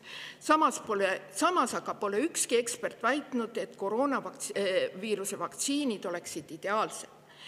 Nende toime kerge ja keskmise raskusega haiguse vältimisel on lühiaegne ja neil nagu igal teiselgi ravimil on kõrvalnähud. Siiski on kõrvalnähud enamasti kerged, mööduvad mõne päevaga ja vaid üliharva on kirjeldatud raskemaid haigusnähte, nagu näiteks südamelihase põletik. Eesti andmetel, mis on Ravimiameti koduleheküljel täiesti vabalt saadaval, on koroonavaktsiinidel kõrvalnähte olnud 0,2–0,3% juhtudest ja tuletan veel kord meelde, et koroonavaktsiine on manustatud enam kui 20 miljonit doosi ja valdavalt tõesti on kasutatud mRNA vaktsiine, siin eelnevalt mainitud päästja sai AstraZeneca või mis oli viirusvektori vaktsiin, mis ei ole mRNA tehnoloogia. Ja oluline on ka siinjuures lisada, et Eestis vaktsineerimine kunagi kohustuslik ei ole olnud ja huvitavalt lapsed on vaktsiine paremini talunud kui täiskasvanud ja selle kohta on ka väga palju rahvusvahelisi uuringuid. Praegusel ajal on enamus elanikkonnast koroonaviirusega kokku puutunud ja seetõttu ongi Eesti immuniseerimise komitee soovitanud vaktsiine vaid neile, kellel on oht haigust raskelt põdeda. Nõus ei saa olla väitega, et koroonaviiruse vaktsiinid toodi turule kiirelt. mRNA tehnoloogiat on arendatud aastakümneid ja 2023. aastal omistati seda väljatöötanud teadlastele Nobeli preemia. Vaktsiinide hindamine ei toimunud kiirendatud korras, vaid toimus etapiliselt. Viiruse kandluse takistamine polnud vaktsiinide eesmärgiks, nii nagu te kõik mäletate. Ja selle põhjuseks oli see, et kui haigus ise ja haiguse läbipõdemine ei suuda tekitada eluaegset immuunsust, siis ei saa seda ammugi teha vaktsiinid. Kui mõtleme pandeemia ajale tagasi, siis ühiskonna soov vaktsiinide järele oli väga suur. Ja seetõttu andsid ravimite regulaatorid endast maksimumi, et vaktsiine, aga hiljem ka viirusvastaseid ravimeid hakati hindama etapiviisiliselt lähtudes sellest, kuidas vaktsiinide arendus edenes. Lühendati küll hindamise aega, aga mitte nõudeid. Ja seetõttu vaktsiinid saidki esialgu ajutise müügiloa, mis hiljem alaliseks muudeti. Müügiloa andmisega ei lõppe vaktsiinide ega ka ravimitega tehtavad teadusuuringud. Vaktsiinide kasutamise käigus koguneb rohkelt andmeid ja nende kasutamise kohta ja samuti jätkuvad ka uuringud, saamaks aru toimemehhanismides, sealhulgas hinnates ka erinevate partiide koostist ning nagu juba kirjas mainitud, ka sünteetilise DNA olemasolu. Siiski ei põhjusta iga bioloogiline muutus vaktsiinis tingimata tervisehäired inimestel ja selle kohta andmeid praegu ei ole. Kokkuvõttes võib öelda, et kui mRNA vaktsiinidega on probleeme, siis selle hindamiseks ja jälgimiseks on Euroopas Ravimiamet. Ravimiameti ekspertide erapooletuses ilma väga selgete tõendusteta on suhtumine ekspertidesse pahatahtlik. Need on oma ala tippspetsialistid kõigist liikmesriikidest ja mina ei tea küll ühtegi põhjust, miks me neid usaldama ei peaks. Sealjuures poliitikutest koosneval komisjonil ei pruugi jätkuda teaduslikku kompetentsi, nii nagu ma juba eelnevalt ütlesin. Soovitan seaduseelnõu esitajatel ja ka kirja esitajatel ennekõike pöörduda Eesti, aga ka Euroopa Ravimiameti poole. Sealt saab parimad vastused antud küsimustele ja püstitatud probleemidele. Eesti 200 toetab juhtivkomisjoni otsust nimetatud seaduseelnõu esimesel lugemisel tagasi lükata ja mina tänan. Aitäh! Rohkem kõnesoove ei ole ja sellega sulgen ka läbirääkimised. Läheme edasi juhtivkomisjoni ettepanekuga eelnõu 557 OE esimesel lugemisel tagasi lükata.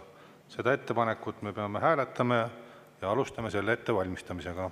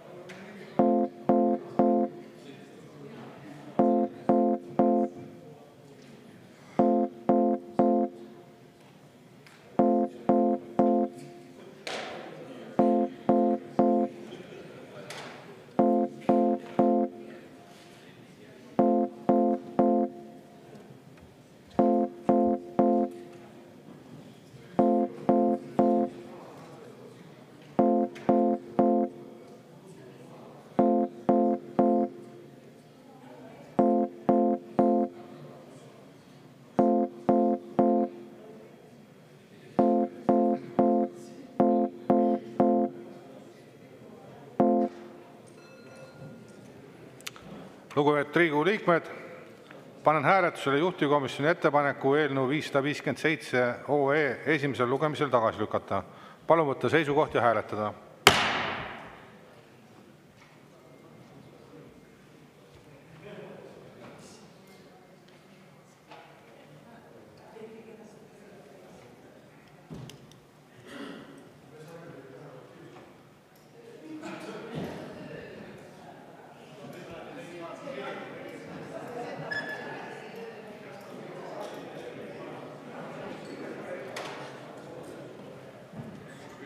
Ettepaneku poolt oli 40 Riigikogu liiget, vastu 10, erapooletuid 0.